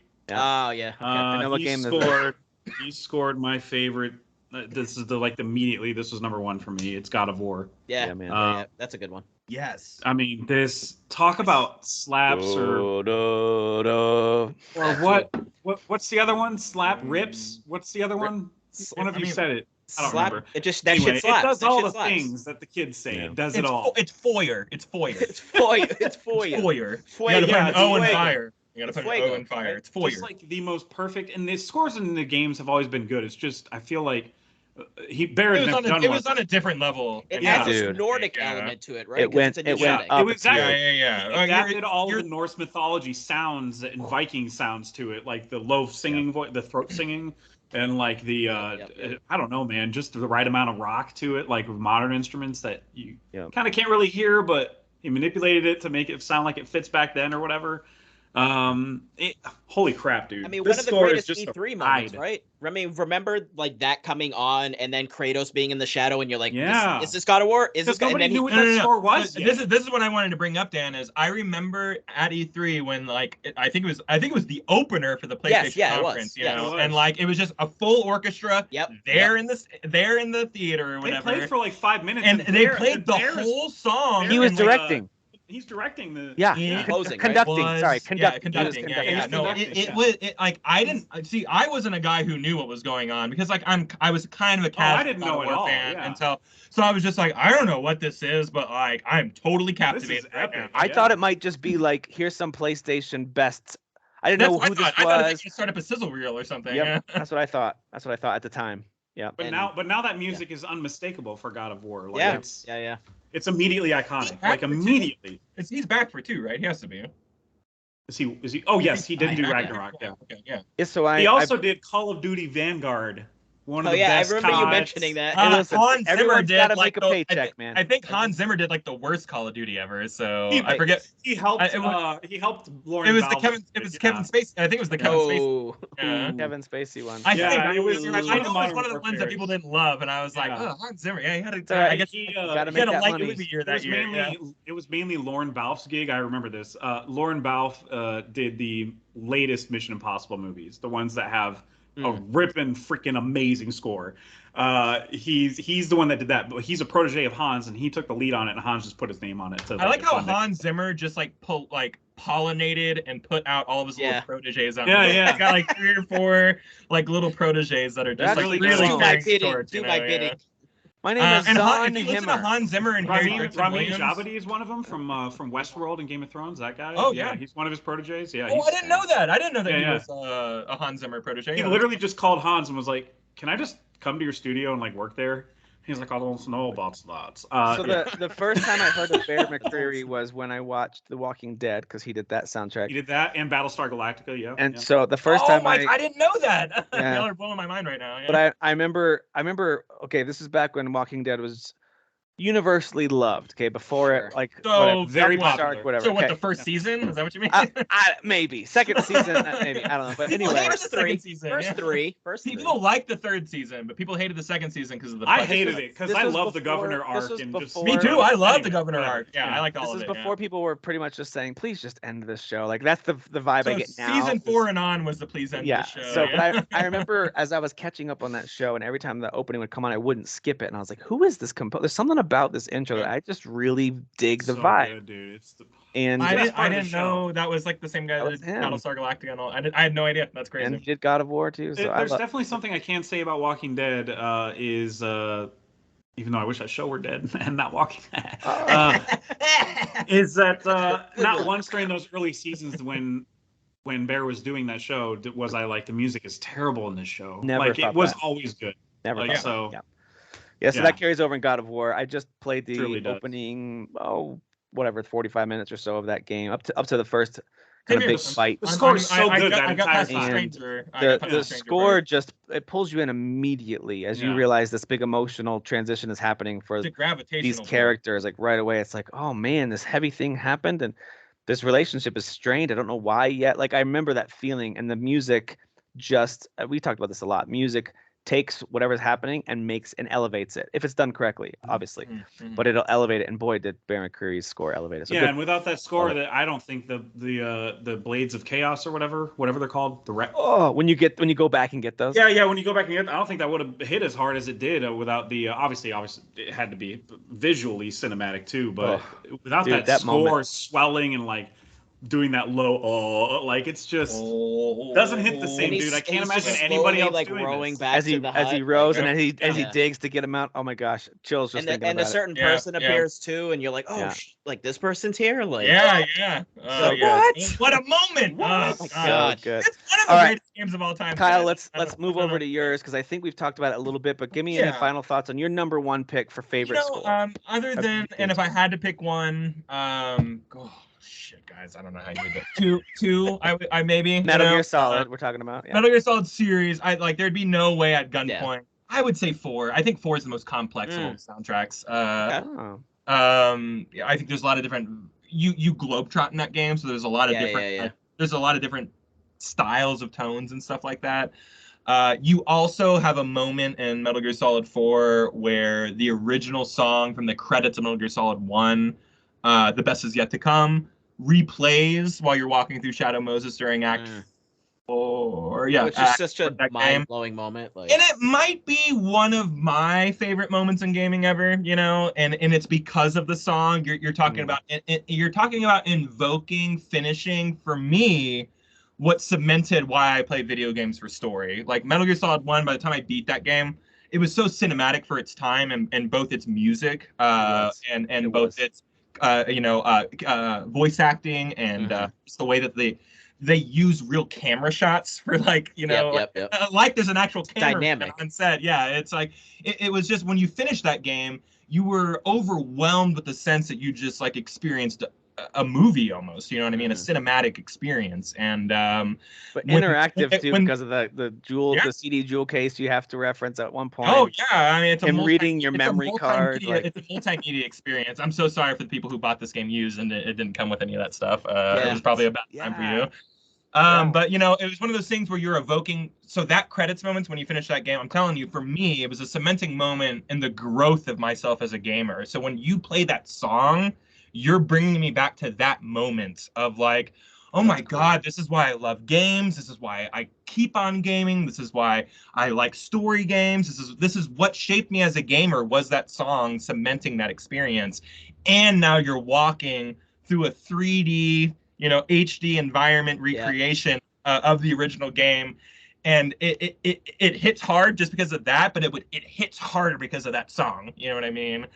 And that series is filled with moments like this, where when Metal Gear Solid Ray escapes from the tanker at the beginning of Metal Gear Solid 2, and the orchestral, oh my God, it swells up so hard, and destroying the ship in half. Is up there just like giving his soliloquy about whatever, politics or whatever, and it's like it's the most amazing moment by the time that everything's like sinking and burning and everything that. Like you literally exhale when the song cuts off suddenly.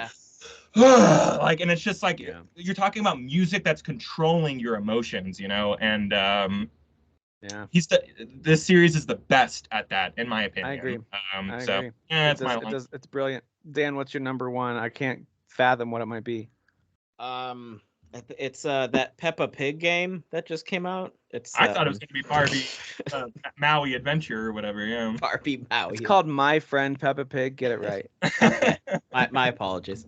Yeah. So Final Fantasy VII specifically, because that is my favorite Final Fantasy, and it does have overall my favorite soundtrack.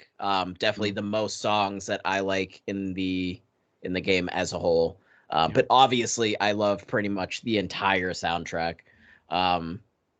There's just like the main crystal theme that Distant Worlds does, and it's on. I think it's actually on the second album. I don't know why it's not on the first. You would think that would have been one of the first songs that they sort of redid. But every time I hear that song, it still gives me goosebumps, and I actually get a little teary-eyed because it's just like I immediately get thrusted back into being like a kid when I was like 15, and I was over my friend Brandon's house, which I've told this story before. He's the one that introduced me to Final Fantasy. He was playing Brandon, you created a monster. He did, which is funny because now he like barely gives a crap about video games, really. Like it's just kind of that's my friend Danny. He introduced me to Metal Gear Solid. Now he doesn't game at all, and I'm like, yeah. Okay, sure. Sensei. Yeah. Thanks. Sensei, you have failed me. You betrayed me. I must cut you down.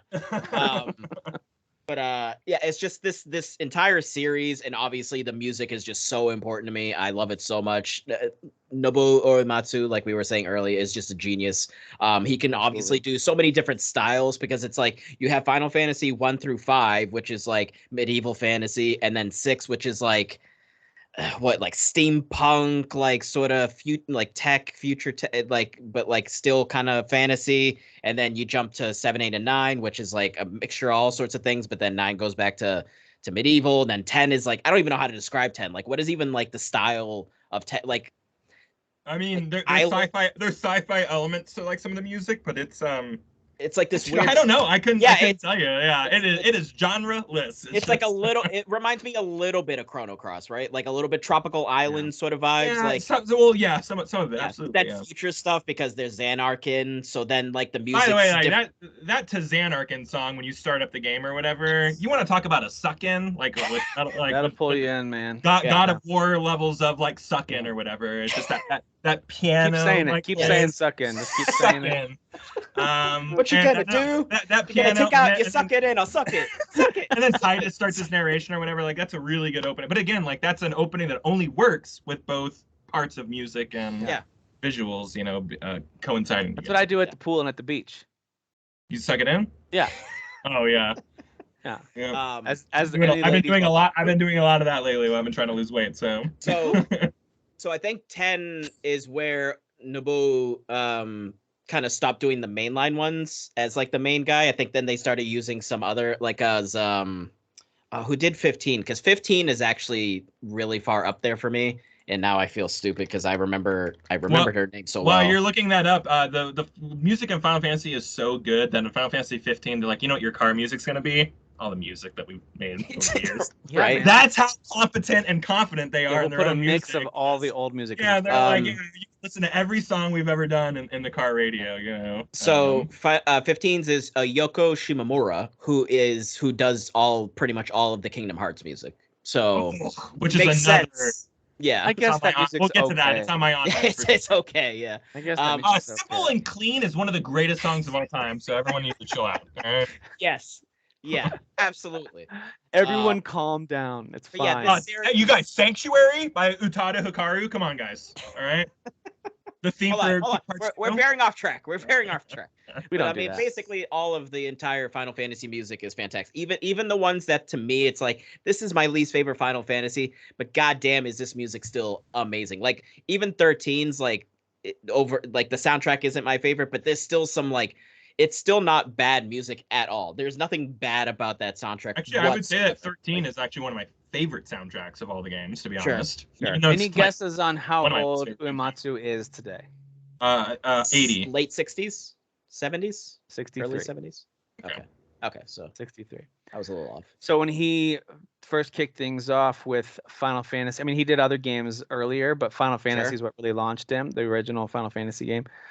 That was in 87, which is how long is that ago now? 25 years? No, 35 years ago. This dude was a baby when he was making music. Like he was barely college age when he started doing this stuff. So that's amazing. Just a career guy. Totally didn't even mention One Winged Angel, because literally every Distant World show ends with One Winged Angel.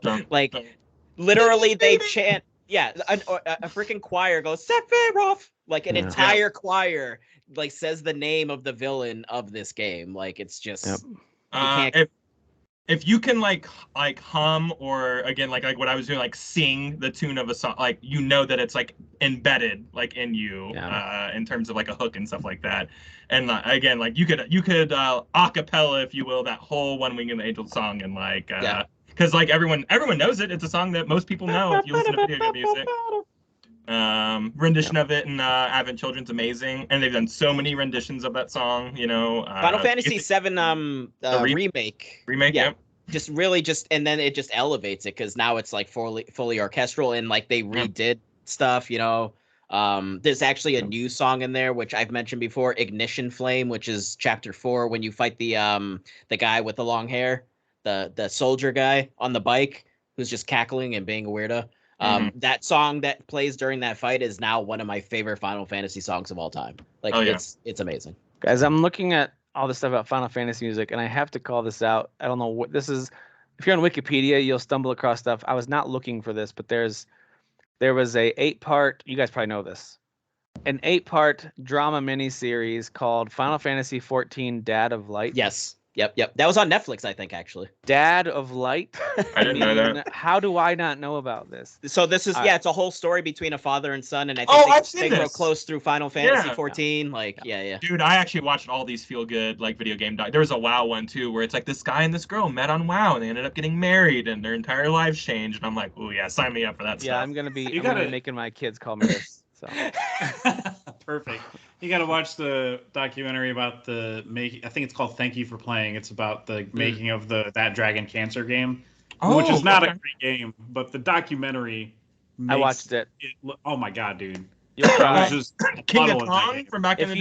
If you're a human, in that movie. Did you ever watch the King of Kong?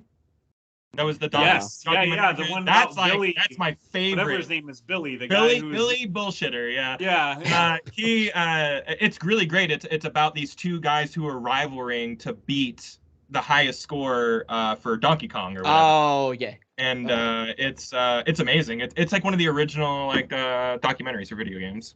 Yeah. All right, guys. My number one. We talked about this series a lot, so thankfully I won't spend more than a couple minutes on it. But mine's Final Fantasy VI. Is my top soundtrack. So again, listening through as many of these as I could, kind of just going looking at kind of the roster of tracks top to bottom, like nothing beats this for me personally. And I acknowledge that a lot of nostalgia is attached to it, but I just feel like everything from Terra's theme to each city that you go into, to Shadow's theme, to the Kefka theme. And yeah, a lot of the songs back then were just called character name theme. I get that, but they're still just absolutely gorgeous. So memorable, yeah. And the melodies were just perfect. I don't know how this individual composer came up with so many iconic melodies, just over and over and over and over again. So you're humming it in your head right now. You know what I mean? Yeah, absolutely. So for me, it's the same thing. Terra's theme playing as the mechs are walking through the snowy field to start that game.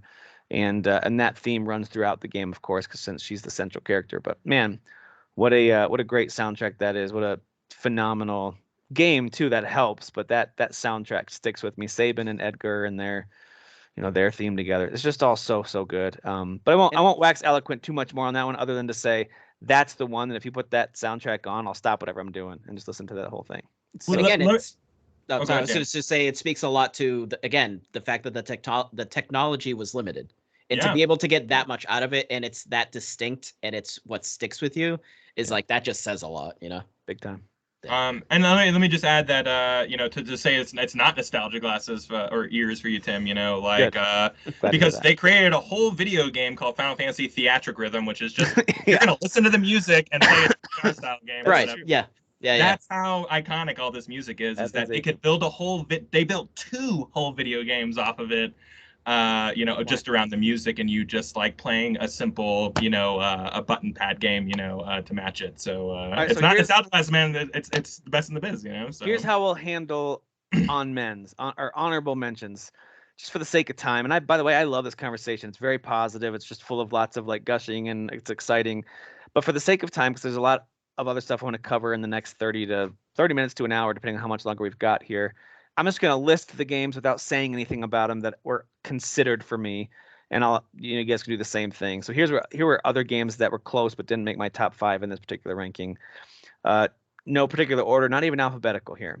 Death's Door, Suikoden 2, Super Mario World, Horizon Zero Dawn, Valheim, Uncharted 4.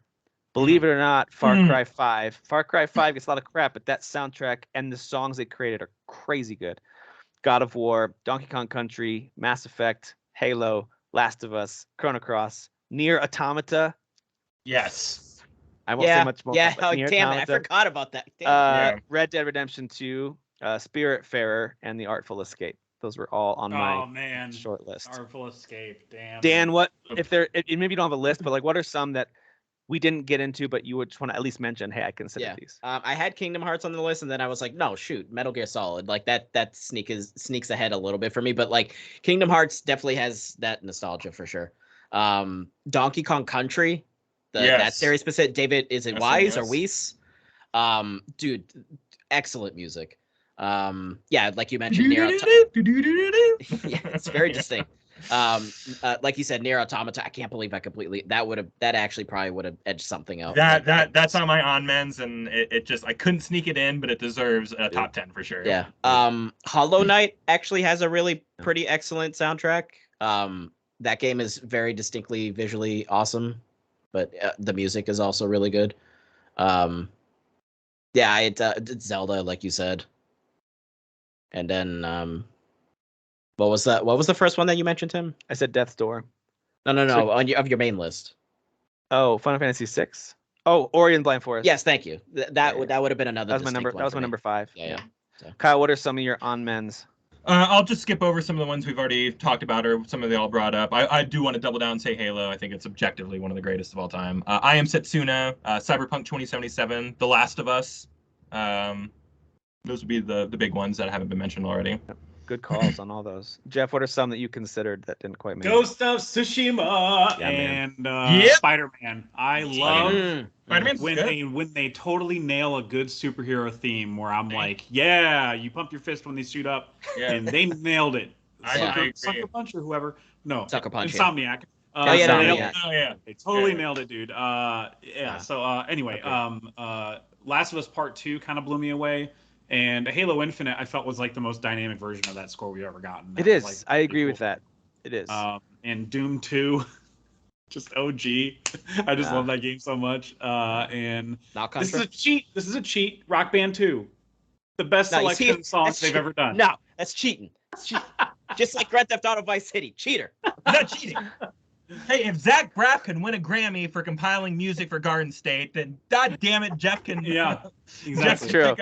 Jeff can pick a studio. Yeah, whoever picked the music for that, he laughed his way to the bank with that paycheck. He was like, "This is so easy." Just like so easy. Yeah. That's awesome. Yeah, I love talking. Of course, we love ranking video games, our favorite gaming experiences, but music is such a key part of that. I'm so glad we took our time to really just celebrate the amazing music that's out there. And it's funny. Just throwing out a lot of pee everywhere. Just a lot of pee.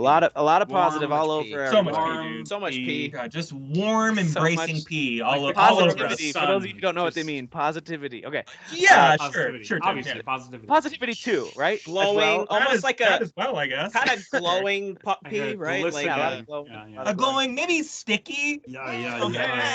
Okay.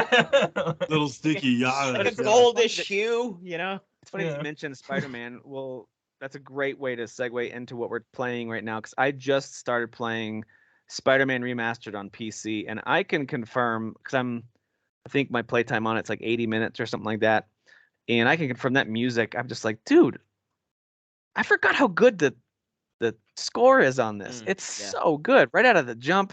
As you're going through that first mission in the Fisk Tower, and then you get out to the open world, and you're doing some smaller missions here, and it's just like, dude, this music is it's unreal. And it picks up when you're, especially if you dive from a top of a building, it's like, and it just swells. So good. It's so good. Man, the harder you swing. That's what she said. So I'm playing Spider-Man Remastered on PC. I can confirm it's absolutely gorgeous. Now, I don't have the kind of funds in this life to get a 4K monitor right in my face and all that kind of stuff. But I've got a 1440p monitor. It looks very good. I've got all the ray tracing and HDR stuff turned up as high as I can with that resolution, and DLSS is active by default on this game, and it looks gorgeous. It looks absolutely stunning, and I'm sure that if you've got even better gear than I do with your PC, it's going to look even better. But man, is it a beautiful game, and it's running so smoothly. And so I played it for a while on my PC, loved it. By the way, I believe they even added the feature where you can use, and I haven't tried this, but you can use your DualShock controller on your PC to play it, which I haven't tried that at all yet, because I think with the haptic triggers or whatever, they wanted to make sure you could do that stuff. I'm just using a standard Xbox controller through my PC, and it's working great.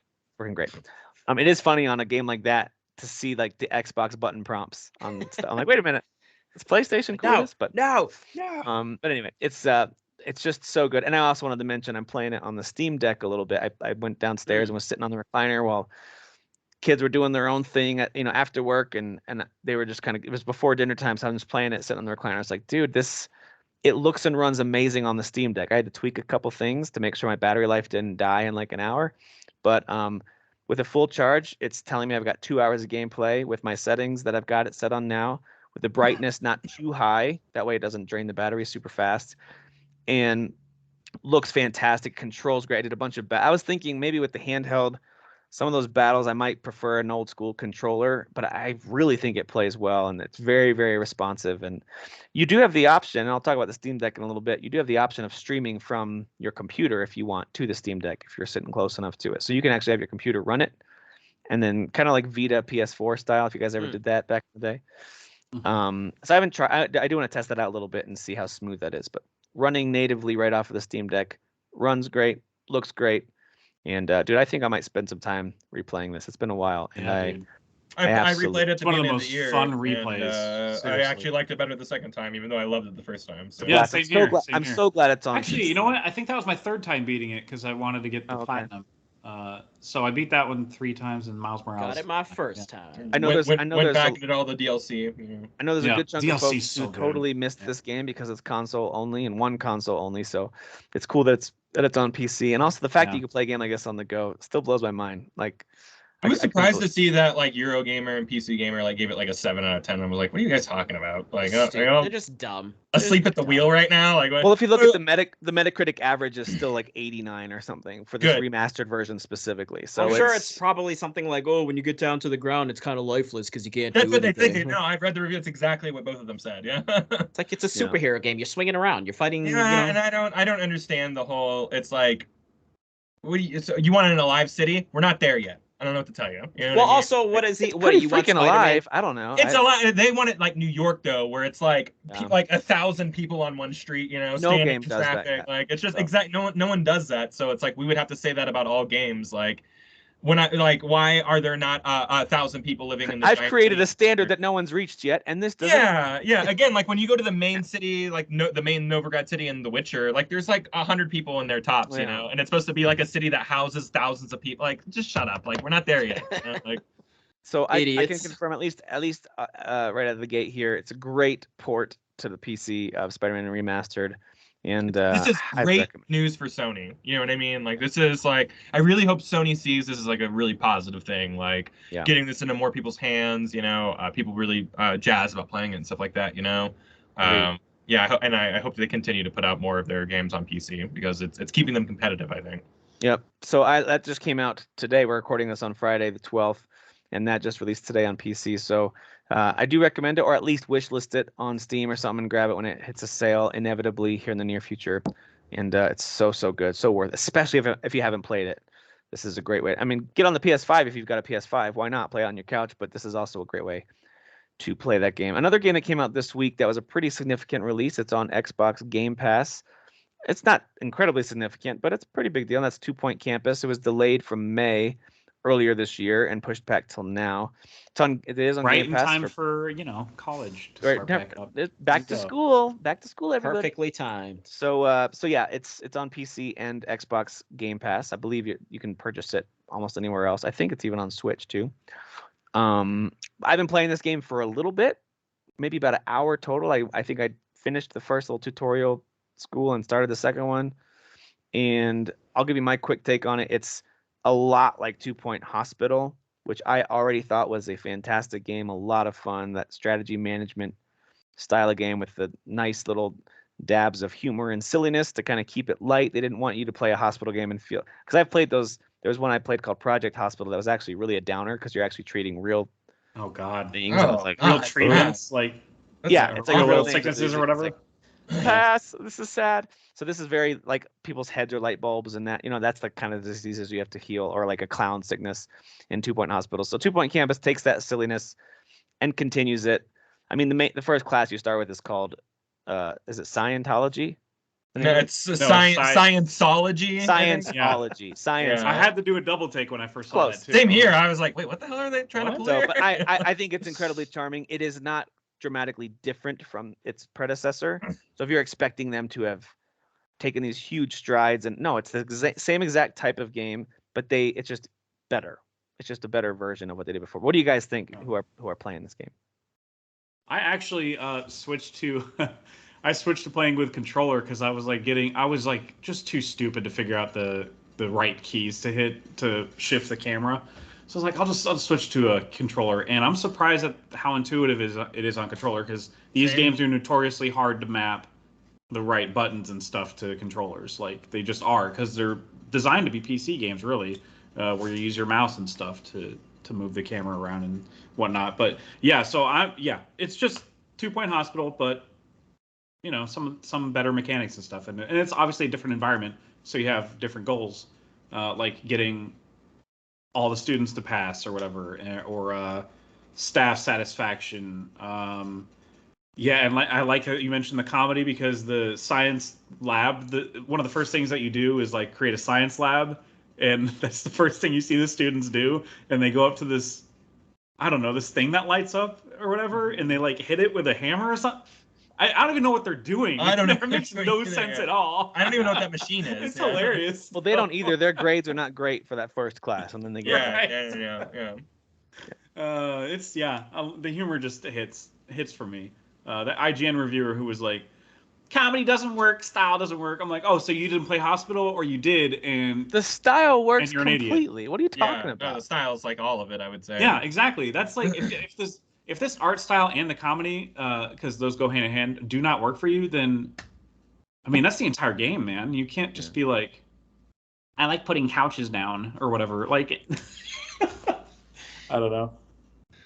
It's fun. I was gonna write this. I didn't play 2 Point. These are not my games. You know what I mean? Yeah. I don't know. I don't like this genre. It's not really my thing.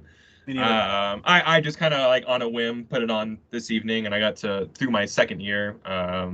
And I love this game. I think it's awesome. I think it's super great. I'm in the middle of a weed epidemic at my school right now, and it's lowering all my students' grades.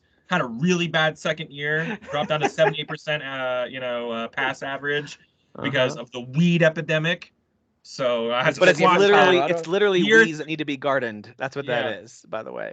Is it really? Yeah. I didn't know that. Oh, that's funny. I had no idea what's going on. Kyle's like, I thought everyone was stoned. Yeah, I mean, I had a significant drop because I had like an 88% average of like passing or whatever. In my second year, it dropped like 10 whole %. Well, that's the kind of humor that they use. Like, it's a weed epidemic at a college that's hurting everyone's grades, but it's literally gardening, and you need to hire more janitors to help clear it up. Yeah, so it's affecting people like it's smoking weed. But that's really why that headline disappeared. Because I hired a second janitor like right. The janitors will take care of it, I believe. Oh, I gotta hire more janitors then. Okay. Yeah, I really enjoy it. I mean, you could spruce up rooms and like they'll level up, in terms of like how much progress people are getting out of it. I got my second building finally, so now I put like all the student, that's my student center, so it's like that's where I'm housing all the students and everything. I think it's really weird that like there's just one, like I just built a room and put like 20 beds in it, And I'm like, this is not what college is. These are barracks. This is not a college experience, but whatever. I go overboard. I build like the little dorm rooms that are like 2 by 3. So I think I am gonna do that because I would rather that. That's what I do. So I'll do a little 2 by 3. Here's your bed, your desk, your whatever, like all the little pieces, and then you can actually save that template and then just quick copy. Okay, so that's what I wanted to say. So my big thing is that you could pick up entire rooms and just move them to somewhere else instead of like rebuilding them or deconstructing them. Or you can like, copy a whole room. You can just say you can copy copy that a whole and room, absolutely, and down. it just feels so good. Everything about it feels intuitive, and like again, this is not my genre, and like I meshed with it immediately. You know what I mean? Just the way that it was explaining everything to you, the ease of access, like on a controller, as Jeff was saying, was like surprising. You know, just like little quick hits of LB and RB put you in a different pass of the menu and stuff like that, and then you just take over the joystick, hit X, and you're just going through stuff. Like it's really really easy. You know, I'm sure it's way easier with a mouse and stuff like that, but for them to nail that portion of it. And I don't know other games that have done that. You know what I mean? I feel like I played The Sims 4 originally on PS4, and it was a nightmare. Like it controlled like garbage. It was awful. You know, this is not that at all. So it's not very, like, I've played Tropico. I think it was 4 or 5, and like the controls are actually pretty solid. Like it's definitely hit or miss with those style of games. Like I can't imagine playing a Civilization game like with a with a controller. You know, like that just seems like a game that would just only work with a mouse and keyboard. You know, but they really nailed it with this one. So it's also lightweight enough that they don't really punish you. A lot of these management games, like if you misstep and head down a wrong path, you might not know it for like an hour more, and then you realize like, crap, I invested in the wrong thing, and you're screwed. They start you with a lot of money too. They start with a lot of money, but they also like, you don't get horribly punished. You'd have to really try to fail pretty hard in this game. It does get harder at the end. A Hospital game did too, but it reminds me a lot of, I don't know if you guys remember this from the 360 days, the Kingdom for Keflings game that was out. And then you like build your little kingdom. And then they made World of Keflings, and it was basically your Xbox avatar was in that game, but then you're like a god. You're like this giant in this little fantasy world, and these little Kefling characters are building your upgrade. It's like a little like city builder, but it's very lightweight, very goofy. It has the same vibe to me. I loved those games, those Kefling games. I thought were a lot of fun. But anyway, very similar, where it's like, hey, we're not gonna put a lot of pressure on you. We're not gonna like horribly punish you if you don't do this right. It's not meant to be a get it right or you're dead type of game. It's meant to be very lightweight, lighthearted, and have fun. And I like that. I think they nail it. So agreed. I don't know how to say this. Is it Diofield or Diofield? It's Diofield. So this game comes out. This is a Square game. It comes out in September, but the demo is now out. We actually, on our YouTube channel, Dan recorded himself playing through. It's about a 45-minute video. I watched a good chunk of that video. It looks really interesting. Yeah, dude. But that demo is now out. You can go check it out. But Dan, what are your initial thoughts on this game? So, you know, you guys have like jokingly busted my balls about playing Fire Emblem and so on and so forth. So I'm very like have to be in Wasn't the a mood joke, but yeah. No, it's not a joke. Very serious. I also don't care. Very I have to be in a very particular mood. Yeah, I know you do. I know you do. You don't have to. No, I don't. I know. It's fine. You don't have to pretend. So I have to be in a very particular mood for like a strategy game. Whether it's something more like this where there's a little more freedom to like roam around the map, or something that's a bit more grid based, like that Tactics Ogre, which is about to be remastered. It just got officially announced because it was rumored. Yes. Let Us Cling Together remake. Took that Starfield date, everybody, or that coveted 11/11 date, you know.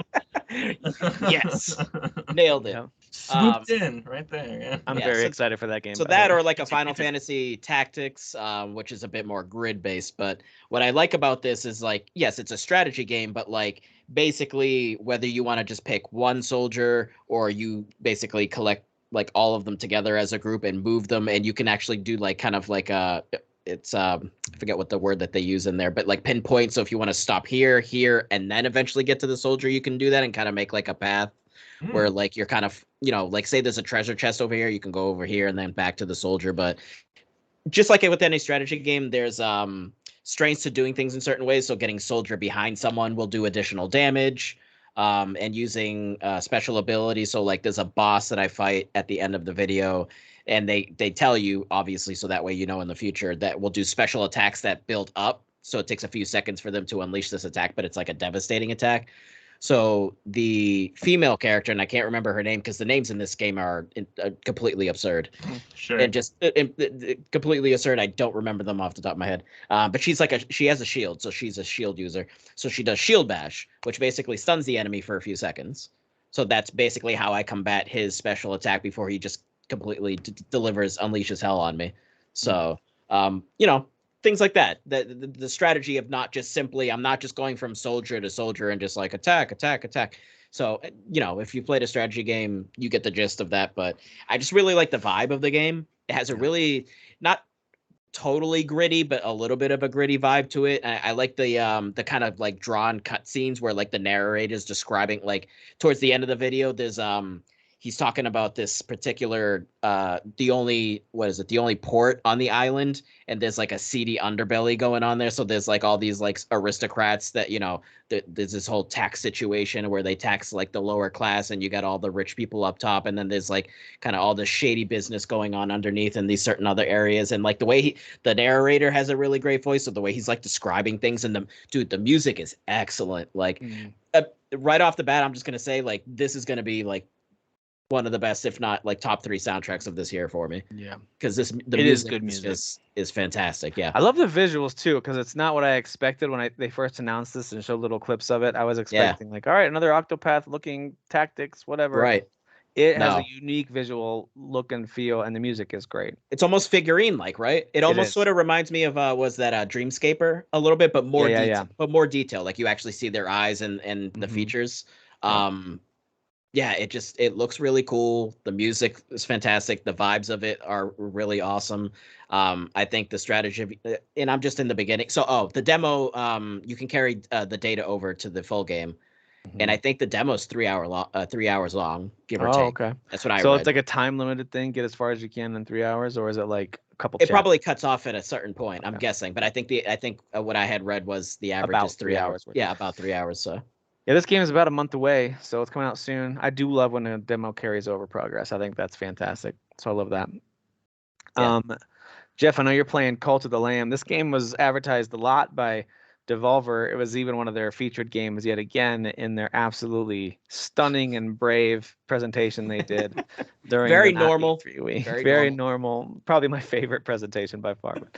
Every time. Absolutely. Yeah. But Cult of the Lamb, this game kind of looks like, what was that old YouTube series, the Crazy Happy Friends, or what was that show called? The Happy Tree Friends. The Happy Tree Friends. Yeah, it has that kind of vibe mixed a little bit with Animal Crossing, and I don't know what this game is, but tell me about this game. What do you think? Yeah, there's some Animal Crossing if you like your animals demonic, and yeah. So the game starts with you being a literal lamb. Well, I mean, you're a lamb the whole game. And you're a sacrificial lamb as part of some type of ritual to please weird animal gods. But when you go to die, you encounter somebody who's like, "How about this? How about I revive you and you start a cult in my name?" And so that's the driving force of the game. And you're kind of plucked back into that place where you were sacrificed, and you just start killing people. It's a melee-based game with some special moves and stuff like that.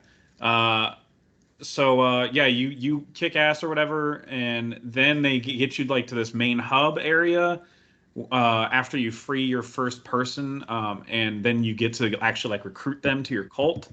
So there is like a whole actual other element of the gameplay. It's not just Hades, which it is. It does resemble Hades combat wise because it's fast-paced combat. You got to know when to use your dash. You got to read the enemy a little bit before you can just start mashing X or whatever. So you is it like Hades that like when you die like you reset, or like how is it reset? Yeah, because I didn't beat that. I played the demo first. Did not beat that boss at all. Got like halfway down on the health. They were very difficult. But like they go out of their way to like show you here's what the main mechanics are. Like you're recruiting. When you're not out there on the field going through your Hades stuff and like going through a level to beat a boss, you are back here and you are like mining. You're doing resource management. You're cutting down like trees and stuff. You're making food for your cult. That sounds like our style. Because if you don't feed the cult, then like they won't mine for you as well. Yeah, you gotta feed your cult. I mean, we all. Yeah. And some of them have like perks or whatever. Some of the recruits have like perks. That might help you in battle or something. While they chill, I mean, they're mostly chilling in the village as far as I got. So they don't accompany you on your journeys. But I think recruiting some of them gives you perks in battle. And I think it's similar to Hades in that along the way, as you're going through this dungeon type forest, you encounter like vendors or whatever that like might give you a perk or something. Did Hades do something like that, or maybe did you discover? I mean, like, well, there was the other gods that would give you sort of the buffs, right? Yeah, you just buffs. Yeah, you get definitely buffs. could Dead stumble Cells upon kind of that. does this too, where you get to like a Right. quiet part, Yes. you'll like collect things. Yeah. But it was Yeah, random. yeah. So there's Sometimes a you lot would of never that, see too. them. Yeah, it is random. Yeah. Is Yeah. it random in this, or could you not tell because? You can't really tell. You kind of have to go if you get thrown into another screen and it's like there's two divergent paths. You kind of have to go both ways and see which one might have a vendor in it and which one might have more enemies in it. You know, like sometimes it would allude that like, hey, the symbol is on this door, so like you kind of knew what you were walking through. Yeah, you but, can't. Yeah. There might be signs, but I haven't noticed it yet. So early in the run. Yes. Sure. Yeah. So you probably could figure out, okay, there's a vendor back there, or like a wizard or whatever that's going to give me a new weapon for the rest of this fight.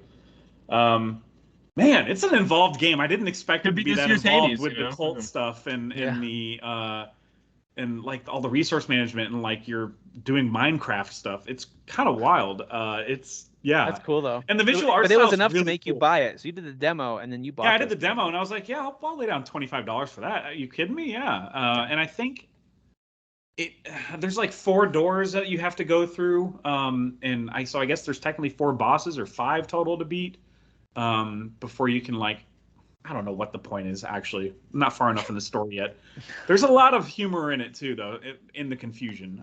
So, like, they don't make a lot of sense when they talk. And it seems like it might be a short game, and it's kind of relying on you having to do runs over and over again.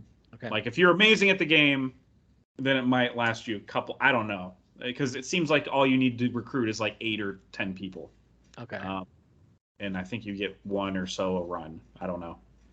Wonder how long it is. Yeah, I know. It seems like it might not be Lamb. that long. $25. I think it just came out today, so I'm not sure there'll be averages out there yet. For the Lamb.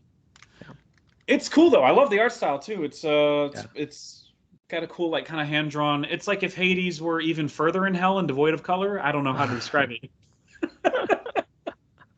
Yeah. No, I think it's an intriguing game from when they first started talking about it. I was like, what is this thing? And so hearing you talk about it and hearing how it involved like the home base building and recruiting sounds very interesting to me. Right. So I gotta check this out. So the team has revealed vital information surrounding Cult of Lamb between 15-20 hours. Wow.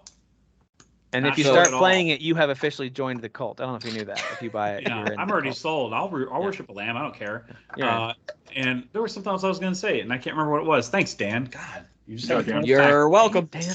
Dang it, Dan. So anything else that people are playing? I'm gonna go through a couple of quick hits and my thoughts on the Steam Deck. But Kyle, anything that you're playing specifically you want to dive into, or at least touch base on that you've already talked about before? No, not really. I'm still playing in Xenoblade. I'm hitting. I feel like in Xenoblade 2, I got like 25 hours in, and like there wasn't a lot story-wise going on there. Like there's a lot character-wise, and like you were kind of a little more focused on like let's just explore the world and get used to this or whatever. Whereas this game, it's like every 5 hours, like it wants to remind you like there's some stuff going on, and I really appreciate that from a pacing because traditionally JRPGs are really like light at the beginning, like story-wise and stuff like that, and I feel like a lot of stakes that are happening in this game. 2 kind of overwhelmed me with these big towns that I had to talk to so many people in, and after a while I was like, I forget what I'm doing here. Yeah, same here. Yeah, and that's a game where like I would stop playing for a week and I'd get back in. And I'm like, what am I supposed to go? Like you have to play that game every day. Like it was such a commitment, and this game I feel it's a little more approachable. I don't want to call it a little more casual. I don't think that's appropriate, but like it's definitely a little more approachable, a little more forgiving in terms of everything. Because I'll take a few days off in a row and get right back in. I'm like, I know exactly what I was doing. Let's just get right back to it and everything. Wow. So I love it. I'm a huge fan. I'm probably going to be banging the drum hard for it at the end of the year. So sweet. All right. So I was traveling. That's why I wasn't here the last couple weeks. Thank you guys for putting out 2 very entertaining episodes. I enjoyed listening to those. I actually watched one, listened to the other, but they were both very entertaining. Loved those. So thanks for carrying that on. Us carrying the saga, the Bo'o saga. Continues. I can't engage. It continues. But with my traveling, I was able to get some good Steam Deck time in. I actually didn't. I had the Switch, like all the kids. They all brought their Switches. I brought my Switch. I didn't use the Switch once. I just played Steam Deck when I had a chance to to game during my travels. And overall, really great hardware. I think it delivers on its promise of being, here's your Steam library on the go. And the performance has been fantastic. It gives you a ton of customization options. Nice. You get a lot of control. I've seen folks who have used it as their emulation machine. There's apparently about a 30-minute, maybe less, depending on how quick you are, process to getting Epic Games installed and running on there. Maybe even the GOG launcher you can get on there. So I've heard some stuff about how it's actually pretty straightforward if you know your way around. If you just maybe follow a guide, you can get some of these other elements. But I'm just using it as my Steam machine at the moment and really enjoying it. Put a good amount of time into some smaller games as well as some bigger games, and boy, it is exactly what I wanted it to be. It is fantastic. I will say a couple of the drawbacks is if you're playing one of the things that attracted me to it, of course, is that I can play AAA new games on the go, which the Switch does that only for Nintendo games, right? The third-party versions are either cloud versions or they're much lesser versions of these big games. And so this lets you play the real deal, and it carries over to your PC. So there's some draws there for me. But if you're playing like a God of War, Final Fantasy VII Remake, Spider-Man, you're looking at maximum, if you tweak the settings, 2 hours on one charge. In some cases, it was down to just over an hour on like almost a full charge. Just depends on how much you ask the system to do for you. So it makes sense. And I like that they have a projected battery, projected playtime by the battery life when you open up your little menu. I like that they display that. But you can tell some games really tax it. And you can hear, like I was playing Spider-Man today, and I could hear those fans churning. Like they were running to try to keep it cool. So I'm sitting there playing it, and I had the sound up, so I didn't really hear, but I turned the sound down, and I heard like it's trying to cool off the system. Yeah. Spider-Man will put it through its paces. So yeah, there's definitely some loud cooling fan action going on. It wasn't like rattly, it was just loud because it's really working. But those are drawbacks. Those are more like sound on it, like just the speakers and stuff like that. Fine, the speakers are on the front, facing you towards the bottom. You can actually see where they are. It's fine. They're fine, but I highly recommend headphones. Okay. Yeah. But those do work. They work fine. I was actually playing without headphones a little bit this afternoon on Spider-Man, and I could hear the dialogue nice and clear. It was crisp. It was good. So I think it's cool. I thought it would feel like too big of a system. Like it is wide. So if you play a Switch, and even if like I use the special grip add-on that you can put onto the Switch to kind of give you a controller feel on the Switch, and this is still a little bit wider than that, even with that extra add-on. So I thought it would feel pretty wide. It's not too bad. It is a little bit heavier than the Switch, so maybe after a while you'll have to kind of rest your arms on an armrest or something if you're playing for a long period of time. But overall, it's very comfortable. It works well. I thought the buttons might feel too wide, but they don't. They kind of feel right. They did a good job with button placement. There is also a gyroscope sensor that is on automatically. I'm sure there's a way to turn it off, but I discovered this when I was playing Portal. I was like, how come sometimes I can use the system to kind of aim around and sometimes I can't? So, and maybe this is something everyone else knows and I just didn't. But on the right control stick, you can either use that to move your camera, as usual, or your thumb just rests on it, and then you can literally look around in like a 3D space. And that's been working for any game that has a right control stick camera. Wow. So I was doing it in Spider-Man too. I would perch on top of this thing. I just rest my thumb just right on the top of the stick without moving it at all on that right. As soon as I lift it off, the gyroscope stops working. It's almost like interesting. So I put it on there, and then I can kind of look all around, look down at the city. Like I thought that I could feel like for some games for aiming, it could be helpful once you kind of get used to how that works. Maybe if you want precise aiming.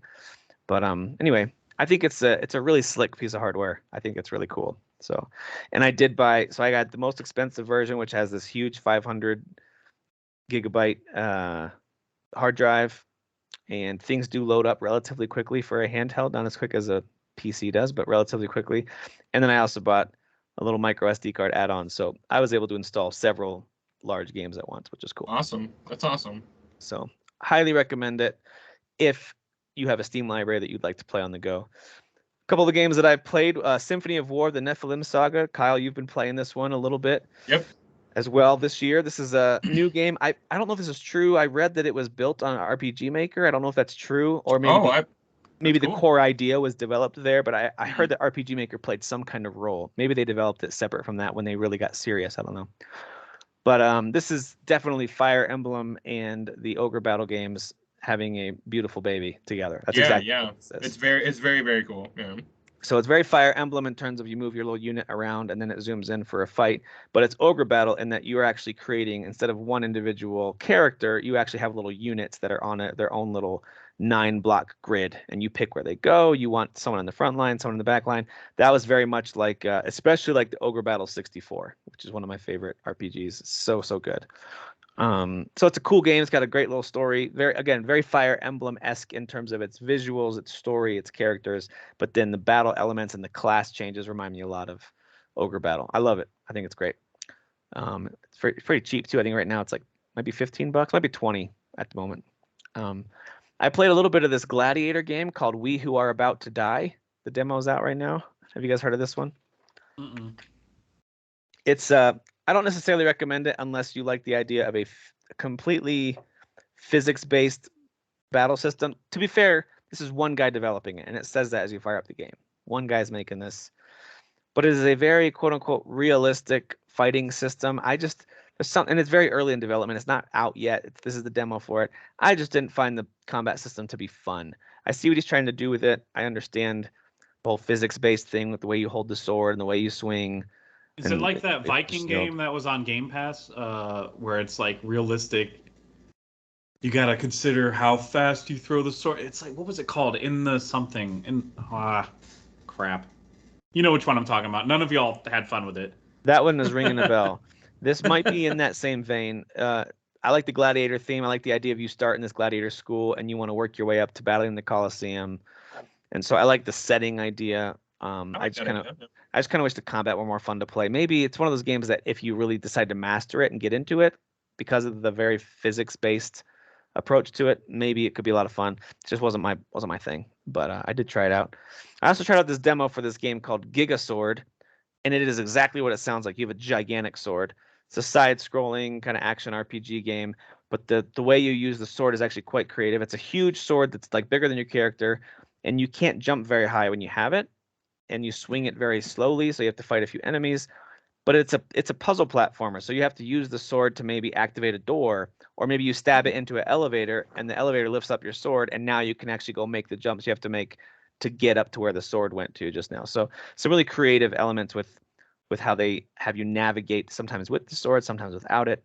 But I thought Gigasword was a really cool little game. I recommend trying that demo if you like puzzle platformers. It's got a very like 8 to 16-bit art style. Pretty simple, but I do think it's a pretty good game for what I played so far. Wanted to mention I played a little bit of Sea of Thieves Season 7, which is out now. It was delayed by 2 weeks, I think, but it is out now. And I don't have a ton to report on this one because I don't have enough money to buy my own ship yet. You have to have a lot of gold. You can just get Gaston, and he can help you just get all of the gold. You can just burn down all the ships. Or burn all the gold. Burn all the gold. So you have to have 250k gold just to get the smallest ship. But anyway, the idea of it's cool. You buy your own ship, you name it, which that alone is like, I'm in. I want to be able to name my own ship. So you name it, you give it permanent decorations in your captain's cabin, but also like the sails. You don't have to go and change it every time when you buy your own ship. You can just load it up and your ship's ready to go. Apparently, it also keeps any scars of battle. So any patched holes, anything that's been hit, like that kind of stuff stays permanent.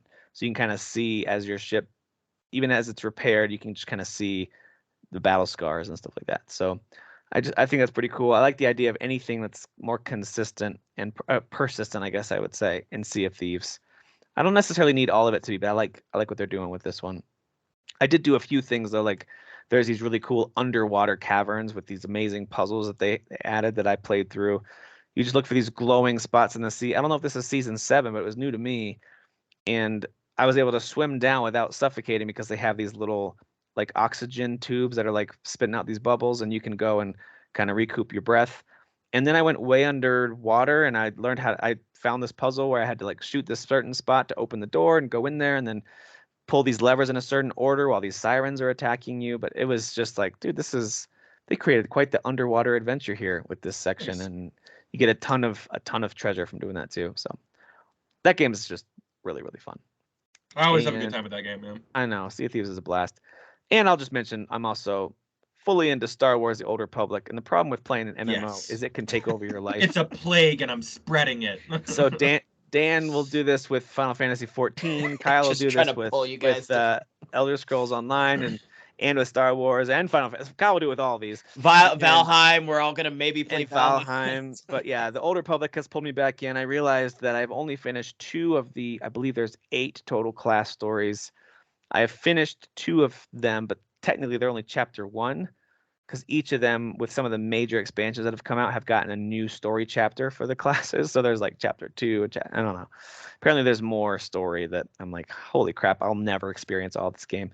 But anyway, I'm playing through some of that too. The class stories are just so good. That game holds up way better than it should for being 11 years old now. So I love that game. All right, I want to shift over into some things that we're watching, and I don't think there's as much stuff on the list this week, but I definitely want to talk about the newest little Disney series. So Jeff, I'll let you tell us about I Am Groot, which I did watch, but I want to hear what you think about it. And there he is. I really, really don't want to spend a lot of time on this at all, and the reason is they Disney Plus released 5 short films. That's what this is like 5 short films. Like 3 minutes each. Like, and they're all 3 minutes, so it takes totals 15 minutes to watch. So if I told you anything about any singular episode and what the shenanigans Groot gets into, and he's like a baby / child Groot, it would basically take away like a minute of what they show you. Yeah. So I'll just tell you it's cute and funny and breezy. And the order doesn't matter, although I do think watching the one where he gets his legs. Like a payoff in the last one. The last one where it's like something about like Groot gets his legs or something like that. That's the first one to start with. Yeah, that's the first one. Yeah, very, very cute, really fun. Yeah, it's just like it's like the Pixar shorts. Yeah, exactly. They're like the charming Pixar shorts, but much shorter. Like those are now 10 minutes, sometimes 15. These are 3 minutes. Some of them, if they got like a whole story to tell, that's I used to love those, man. I like the Bird on the Wire and even the old original, the OG one with the snow globe guy. I still love that one. Oh yeah. But yeah, I can confirm I Am Groot is adorable. My kids thought it was hilarious. They were dying laughing for each of them because he's not only does he get into shenanigans, but like the way things unfold and combination of his clumsiness, even well-intentioned clumsiness. It's just very charming. Very cute. Very good animation too. That's definitely something that it felt very Pixar about it, other than the fact that those shorts. Animators, Disney. Yeah, for real, you cowards. Visually looks fantastic. You cheapskates. You print money, pay those guys. Disney are saints. I don't know. Whatever. They are saints. Them are saints. It's probably on Disney's profile. They'll let you know what the pronouns are. Right. Yeah. Well, let's wrap things up with some headlines. There's a couple of big things that have happened whether it's delays or whatever. There's some things to touch base on. One of the funniest ones is kind of the shift back into some I would call them mild accusations between the major console players, and it's kind of funny to see this resurface because we've had so many years of them all playing, especially Microsoft and Sony playing so nicely. Like, ever since that Game Award where they were all on stage together, like it's been a new era. I love your games. Yeah. No, I love your games. Come here, buddy. No, you hang up. And no, so, you first. Yeah, there's been a lot of that, and so it is kind of funny now to see some of this, like with Microsoft buying everything. Sony's kind of like, this sucks. That's pretty much kind of what happened. Like, this is stupid. There's a real like, attitude about it. But Phil Spencer wants to play God of War Ragnarok the most. So yeah, he does. He does. So anyway, apparently this was like a month or two ago. We might have talked about it. I forget if we did. Sorry if we did. But Sony basically said this is anti competition, anti video game industry for them to purchase Activision specifically. They're specifically mad about Call of Duty. Yes. This is the big thing. And so Microsoft not only said, no, it's not. They kind of started with that. But they also insisted. No, you. they insisted that Call of Duty, from their perspective, long term, isn't going to be profitable as a console exclusive. So I do think they're going to make more money overall, at least on game sales, to keep it on everything. I agree with that. I don't believe they would. I still believe that if they could, they would make it exclusive, because that's going to move hardware and that's going to get you to sign up for Game Pass. But anyway, I don't think there's any, let's say next 2-3 years plans at the very soonest for them to move Call of Duty off of PlayStation. It doesn't sound that way. So no fears there, at least not initially. Maybe for the PlayStation 6, maybe screw you guys at PS6, But yeah. Well, there's already like existing licenses that agreed that certain amount of Call of Duties would be on, all systems or whatever. So yeah, exactly. So Microsoft is making it sound like we're not going to do that to you guys, but maybe in their head they're like, when this contract is up. Yeah, that's what I think it is. They're like, we wouldn't do that because we can't. We're legally not allowed to. But the second it's over, you guys are getting buried. Like, it's. Because that would be a huge draw for their Game Pass subscriptions and stuff like that. Like, to have Call of Duty be only available there. Why would you not do that? Whatever. Anyway, but on the other side, Xbox decided to turn around and point the finger back at Sony, and they've accused Sony. I don't know if this has gone anywhere. I don't know if you guys have heard any updates on it, but they've accused Sony of paying developers what they're calling Game Pass block fees. So basically paying them more to not put your game on Game Pass. I don't know if Sony has the pockets to do something like that, to be honest. I don't know either. This to me sounds like Microsoft just throwing jabs. Like they heard that developers are getting more since Game Pass. This is a new era, brother. Oh, here we go. Oh God! It's time for the ponies to ride. Take over.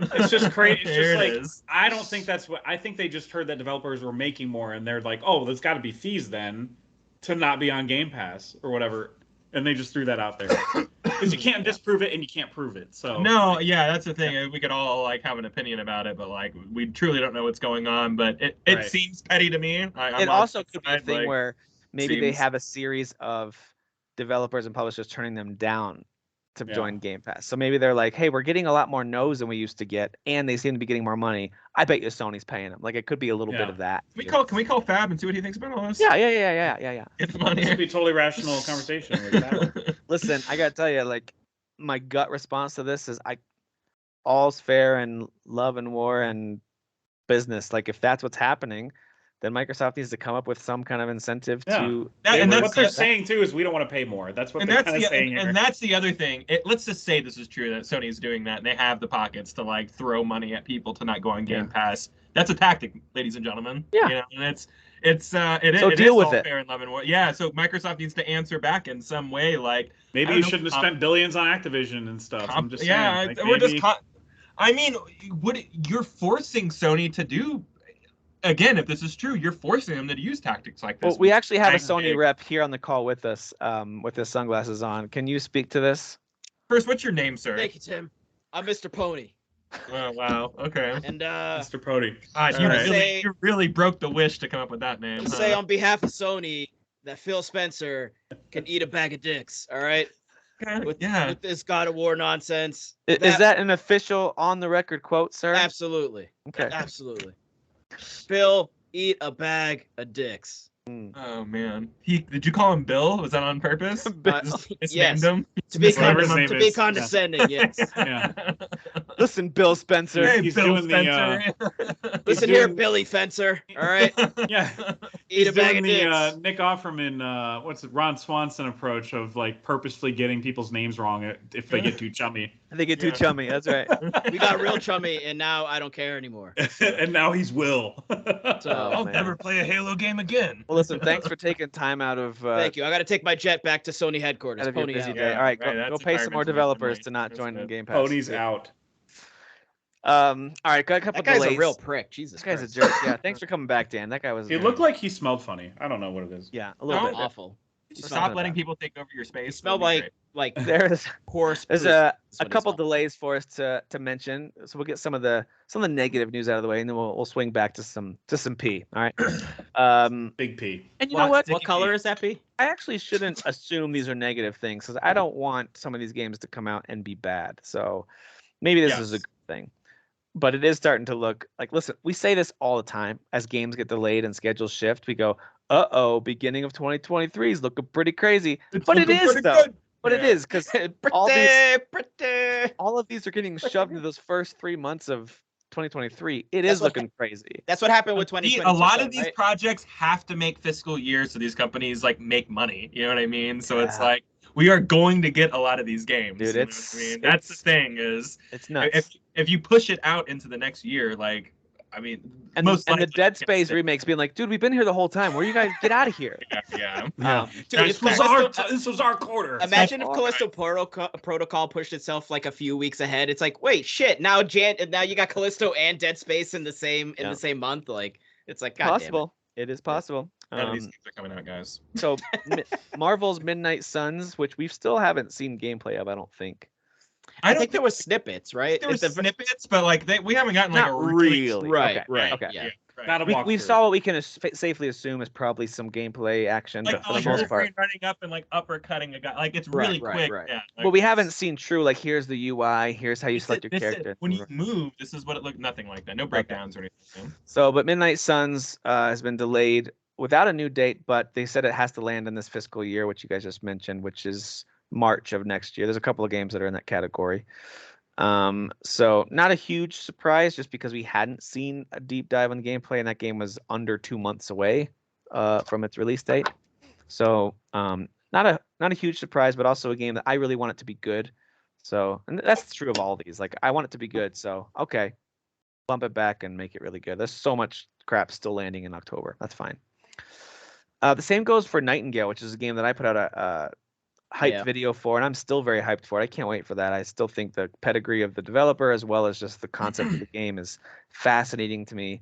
So I'm very excited for this. It will be early access, but even early access has been bumped to 2023. But listen to why. Not only for polish, it's a very ambitious game for a small team. It really is an ambitious game. Looks ambitious. But they're also going to upgrade to Unreal Engine 5. I missed that part. Yeah. Dude, the game already looks pretty gorgeous, to be honest with you. So, yeah. So that's a good move. That part made me go like, oh, delay it. Yeah, of course I want that. Great. Yeah. But they did not give any kind of specific window. Before, they just said Q4 of 2022, and now it just says 2023. So Unreal Engine 5 seems like pretty smooth to work with, because I think actually with Final Fantasy VII Rebirth, I think that's supposed to be on Unreal Engine 5. And Nomura was saying, like, yeah, this went a lot faster than we thought it was going to, because I hear it's like an extremely user-friendly development system. Yeah. So cool. Well, we got a release date announced, which is technically a delay from what was previously known as a release window, but we never had a release date, but now we do, and that's for Hogwarts Legacy, which is February 10th of 2023. Before, it was Holiday 2022. That's all it said. I mean, I'll take a specific date then. That's all right. Yep. So it's February 10th. Still bummed though. Listen, this is another game that I'm like, I am excited to play this. I cannot wait. I think it's going to be a blast, but I also don't want it to be crappy. I don't want it to be a 7 out of 10 that I'm like, ooh, almost, but really rough around the edges. Like, cool, smooth out those edges and make it excellent. So my kids are bummed though. I told them about it. They were like, but that was Christmas. And I'm like, shut up. Not anymore. It's canceled. Go to your room. Go to your room. You're not getting Christmas. All 37 of you, go to your rooms. Christmas has been delayed to February 2023. It's all J.K. Rowling's fault. You're lucky if you get it at all. All right. So speaking of February 2023, another game that didn't really have a release date, but we were, especially Jeff, you and I were talking about, boy, I hope this comes this year, and that's AEW Fight Forever, kind of that THQ fault, the spiritual successor to the THQ games.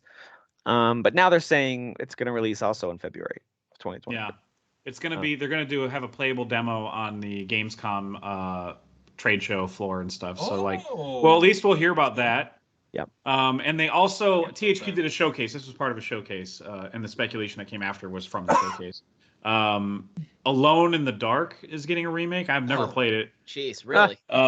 And they want to release that in February 2023 as well. So I think THQ is trying to do beat the fiscal year, like everybody else seems to want to. The developer who's doing that Alone in the Dark game specifically said we were inspired by Resident Evil 2 success. So nice.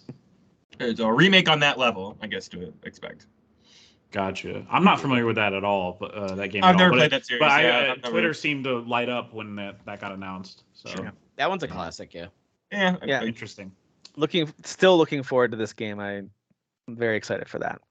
Yeah. Speaking of wrestling, WWE 2K22 did really well, not only critically but also commercially. It really did kind of bring that series back from a pretty bad place from 2020. Yeah. And so they are working on the follow-up for 2023, and they are expecting that in this fiscal year as well, which would be before March 31st of next year. So I understand the fiscal year piece. I really do. I get the business side of it, but part of me is like, they're just setting up more delays. I'm like, though, just honestly. make it like you're not going to release April. half these. I don't know, whatever. Yeah. Okay. Do we need a wrestling game every? Like, you can't do expand. This is the Madden conversation. No, Never mind. Really this is the Madden conversation. They really don't, unless they were going to like change. Like, if I feel like they should kind of revisit the controls, do an overhaul, a slight overhaul, like every other year or something. Much like I feel like they should do with all the Madden games and all the whatever yearly games you can think of. But the thing is, people buy it. Try to overhaul it. Yeah, I know. People buy it, right? Everyone speaks with their wallets on that. It's the same with Call of Duty, right? It's like, oh, why don't they just release it? Well, because people you buy it every year. Well, I think the most they would have to embarrassing do it part, as though, a subscription service, where like a MMO, where you get the newest DLC expansion, whatever. I was going to say expansion where $39.99 you get like the WWE 2K22, expansion one, and it's $39.99 or whatever. Yeah, they already do wrestlers as a DLC package like pretty regularly still. So if you had like a new idea for a mode, you just throw it there, like make a whole new game. Make it a platform. I was going to say what's really silly about 2K22 though is like WWE let go of so many wrestlers that the roster is so different from the game. Like, so maybe it's wild. So maybe don't make a new one. Like, or add an arcade mode where you can go back and play old WWF games like No Mercy and stuff. Then you got me. Add that. There's No Mercy.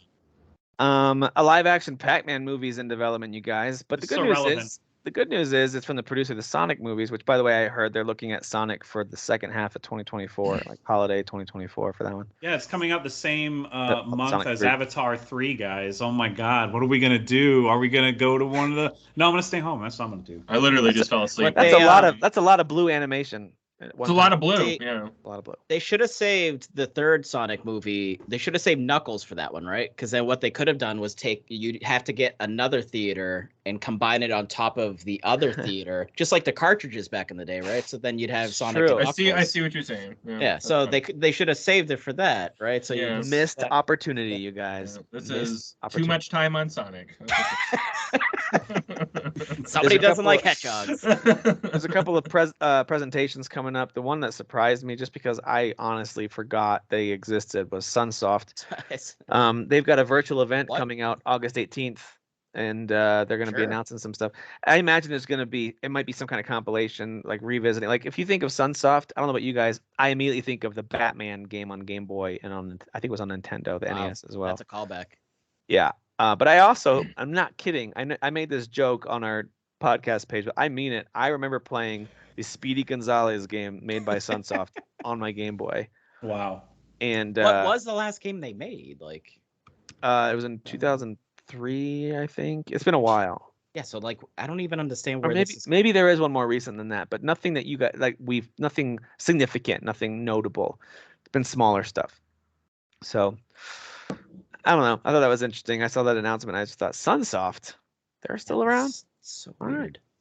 Speaking of the next couple weeks of announcements, Jeff Keighley's promising, as he always does for things he hosts, a big spectacle and tells us to expect cool surprises and things you wouldn't expect at Gamescom opening night live. To his credit, though, he did kind of pull back expectations for the Naughty 3 presentation. He was like, hey, yeah, I thought it won't be that great. He specifically said it one way for one thing, and then said a different way for a different. So I mean, it might be good. I don't know. Yeah. It might be good. It could be. The game total it could is be more Sonic games. I don't know. Who knows? The game total is somewhere in the neighborhood of like 30 to 35 games are going to show. Yeah.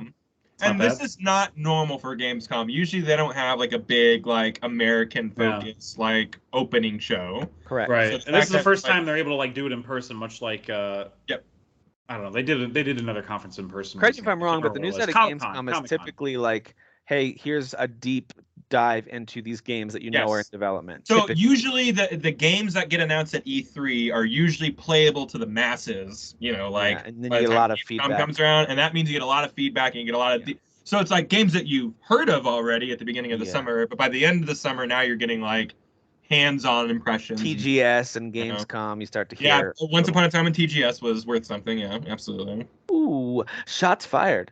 Well, they're just still so racist. archaic. It's so archaic. Worst. Yeah. It's like they just do the whole like, hey, we have a table here. We're sitting behind the table and we're just talking, and then we maybe show you like a minute of. It's like nobody wants that anymore. They don't allow American journalists to like go in there and like do their job either. Like it's a Japanese focused event, and like they do not like it to be international or anything like that. Whereas like 10, 15 years ago, like it was one of the bigger conferences in the world, you know. So well, speaking of TGS, and we'll wrap up with this. Capcom's gonna have 2 presentations during TGS, which is in September. On the 15th, they're going to talk about what they're calling, or this presentation is called, the Capcom Online Program. Don't know what that means. If it's a subscription, is it like just they're putting more games online? I don't know what any of that means, but Capcom Online Program.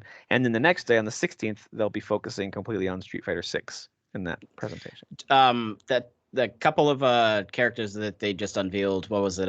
This the purple one. I can't remember her name. But just the footage that they showed, it looks good. Pretty Chun-Li. amazing. yeah, Looks pretty good. No. Looks pretty Chun-Li. good. Last thing So I'll what mention I too remember. is I saw that IGN assume tweeted Chun-Li, out something about I think it was, I couldn't tell which figurine it was. I think it was a Chun-Li figurine or something.